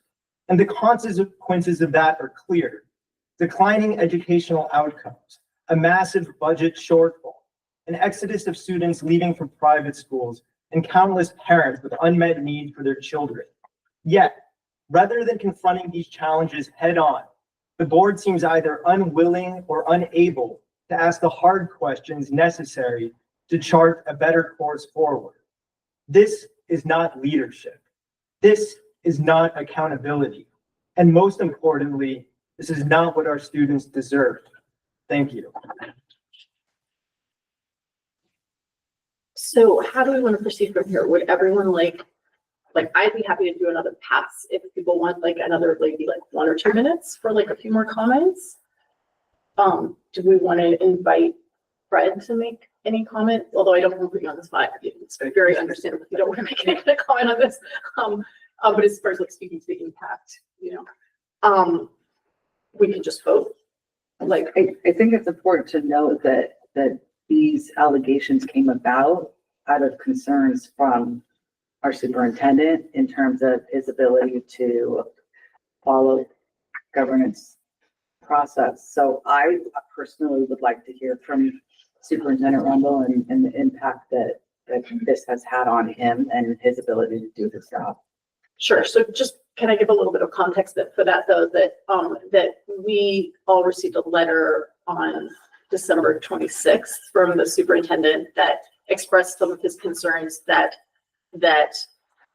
we had a board member who was kind of out of the bounds of the accepted norms of kind of board member superintendent relationship in terms of like trying to give direct instructions, that kind of thing. And he is bound by like the policies that we have to alert us if he thinks that that's the case. So he, there's, that letter is referenced in the resolution, and we can, it wasn't attached to the agenda, but we can attach that certainly, as well as email response that, that Director Glowitz sent a couple weeks later. On January 14th, the Yeah. response. Yeah. That would be, I would welcome the inclusion of Yeah. both the letter of concern as well as the response to that. Yeah, so we can attach those to the agenda. Perfect. Yeah.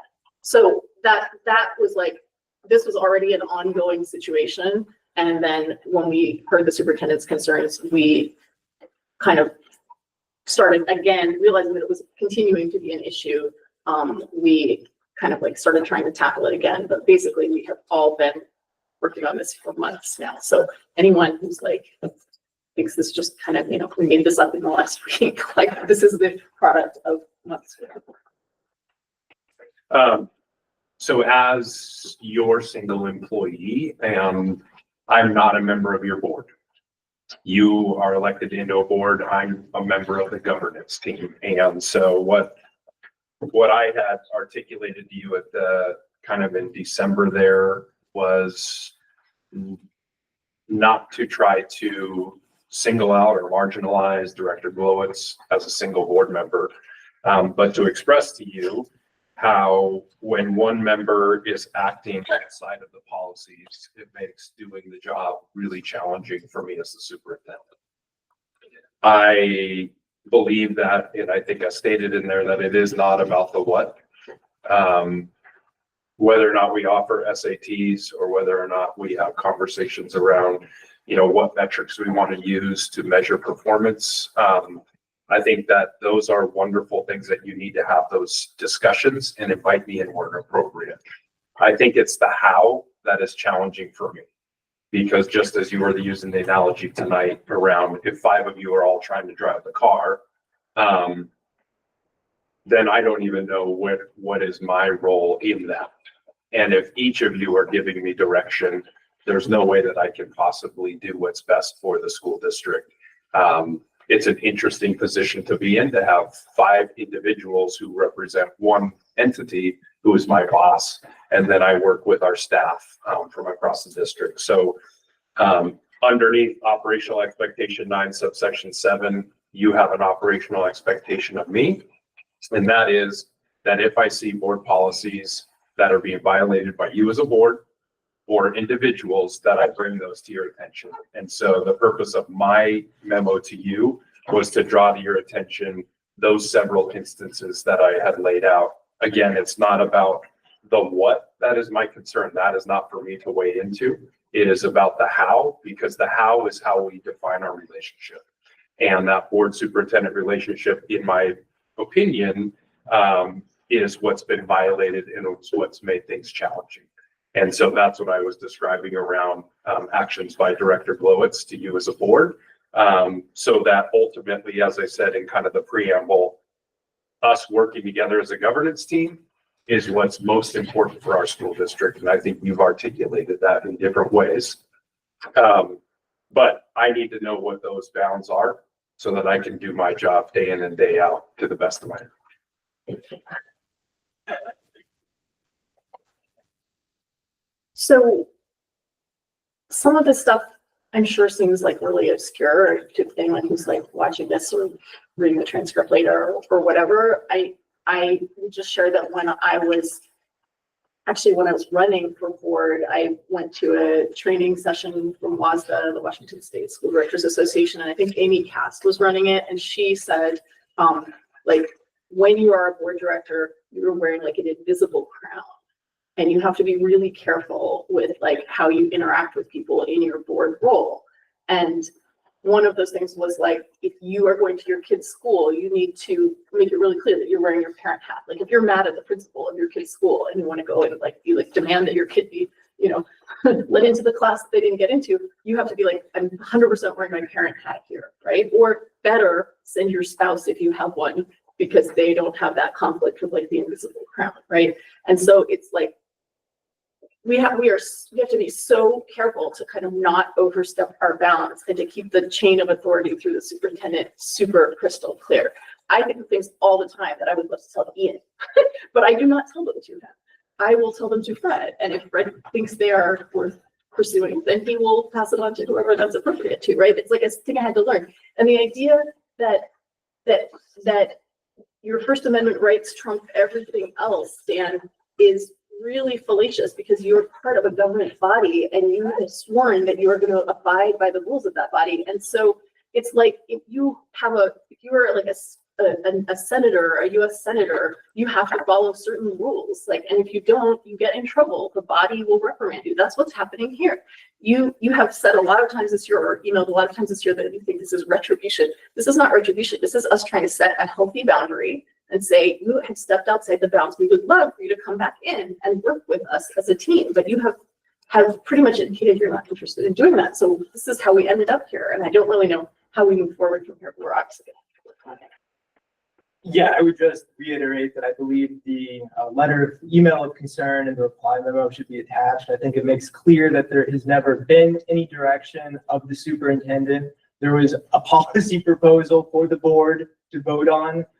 We are a policy governance board to give as a board direction to the superintendent with respect to the SAT. I never presented and said that this was my policy and it should be implemented without a board vote. I actually sent it to you, Deborah, to attach to an agenda item pursuant to policy for the board to vote on. Policy, you didn't do it in an appropriate way to put it on the agenda. And that's exactly what I told you. I said, it's not the what, it's the how. You need a majority of the board to put an item on the agenda. So, I mean, I guess I would be then perplexed that somehow, one, it does say that the vice president and the president decide the agenda. Right. Two, The president said no. two, the policy has been anyone who wants to put an item on the agenda can do so. No, And no, there's Robert rules. And three, and even if it was a defect in that, I never directed. I didn't say implement this policy. I don't think that's actually exactly what you said. And there's two ways to get items on the agenda. Either the president or vice president in agenda planning with the superintendent agree and put items on the agenda. If a non-leadership person wants it, they bring it up at board reports, and then consensus of the board would put it on an agenda, whether it's the next one or in the future. And if the president and vice president disagree, it doesn't go on the agenda. Dr. Rundle and I both tried to continuously explain this to you, and you refused to bring it up at board reports until December. And after you publicized to the community that the SATs issue was on the agenda. So then people are angry because we didn't talk about the SATs. It wasn't on the agenda. And so where was And the it was not direction? consensus. There was, it's the attempted direction. What was the attempt? I mean, I The don't get, resolution directing the superintendent to put SATs into place. no, for the board to vote on. No, that's not what your resolution. Yes, it was. Guys, It was for the stop. board. Dan, We vote on resolutions all the Dan. time, like tonight. Dan, stop. I'm recognizing Christine. And what's the timing? We were not actually timing. Sorry. So first of all, I'm parting from the place that Eva and Lucy asked us to behave with an example. And I ask all of you to really, I know that this is very sensitive, but to be here as role models with them, even when we disagree and whatever it was gonna happen. So I just want to put a point that needs clarification, to be that, I agree that that the policy needs, there has to be a place that we can also, express our discontent or not. And at the same time, this point, which is on when it was, the superintendent, performance review, we do have an executive meeting before to discuss how it goes. And this where we can draft things and then bring it forward. There's different points where we can give different inputs. At that meeting, Director Glowitz was not present, and all the comments came publicly. I don't disagree that the public needed to, I think that they need to hear all the voices. I also believe in the process. And I think that that is also important to note that this happened, that those views were expressed there, but there was also an opportunity to express them and also address those point of view in different, because that is where we can also have discussions as instead of monologues. And I think that that's the problem that we end up having. We end up having a lot of monologues instead of discussions. And that's what is making us very inefficient. So, starting from there, and I think that I think pretty much, I wanted to pretty much clarify that, and also that there's different behaviors in the board that I have raised and have been addressed, and all of them, and I would say all of them, including those that are currently in the community, are being addressed through a process. This is part of the process, and we're at the end of this process. We will start another process, and it is happening. So it's not that we are dismissing other things that are happening or other behaviors within our board. It just is a process. It's very, very long, but that's the way that it is. So just clarifying that. It's not, just having gone through this 2 times before in my 6 years on the board, it's not normally this long. It's this long because we kept trying, like we kept kind of, what's that called, spinning our wheels and saying, well, maybe another meeting will fix it, and maybe we can hash something out. And we brought in a, consultant to like teach us about good board citizenship or whatever. And, none of these things have helped. So that's kind of how we've ended up here.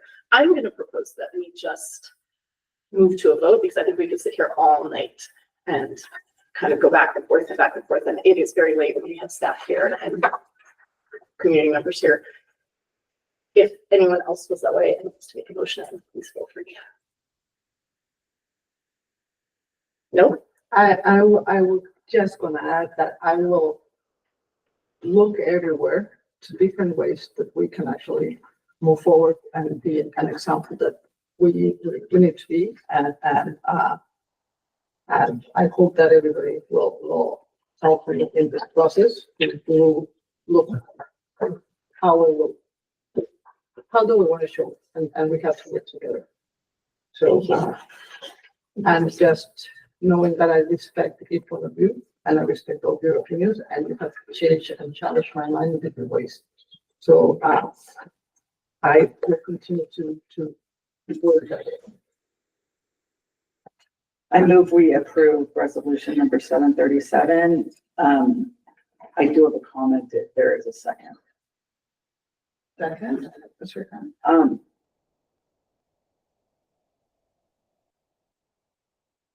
It's really frustrating that we basically just heard Director Martinez making amends for something that she didn't violate, and we're not hearing from the person that I'm assuming is going to be a 4-1 vote. If I'm wrong, I'm wrong. But that's not growing and learning. And at some point, when you're part of a group, we're not going to be able to move forward. But I won't give up personally. I mean, that's all I can say. But I hope, Dan, I hope you can sit and listen to what other people are saying, because you're not always, none of us are always right.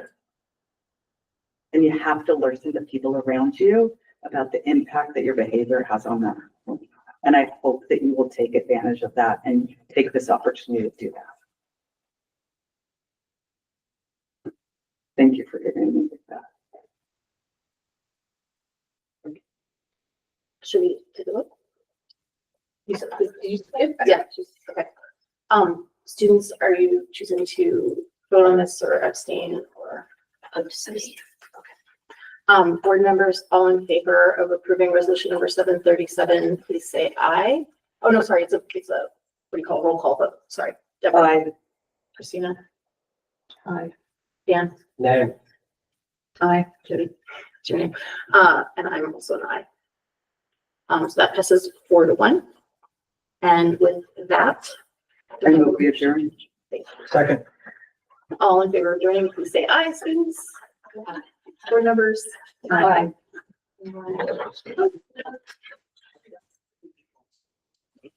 Michelle, do you have stuff for us to sign before? We do. Oh, pretty. Great. Fun.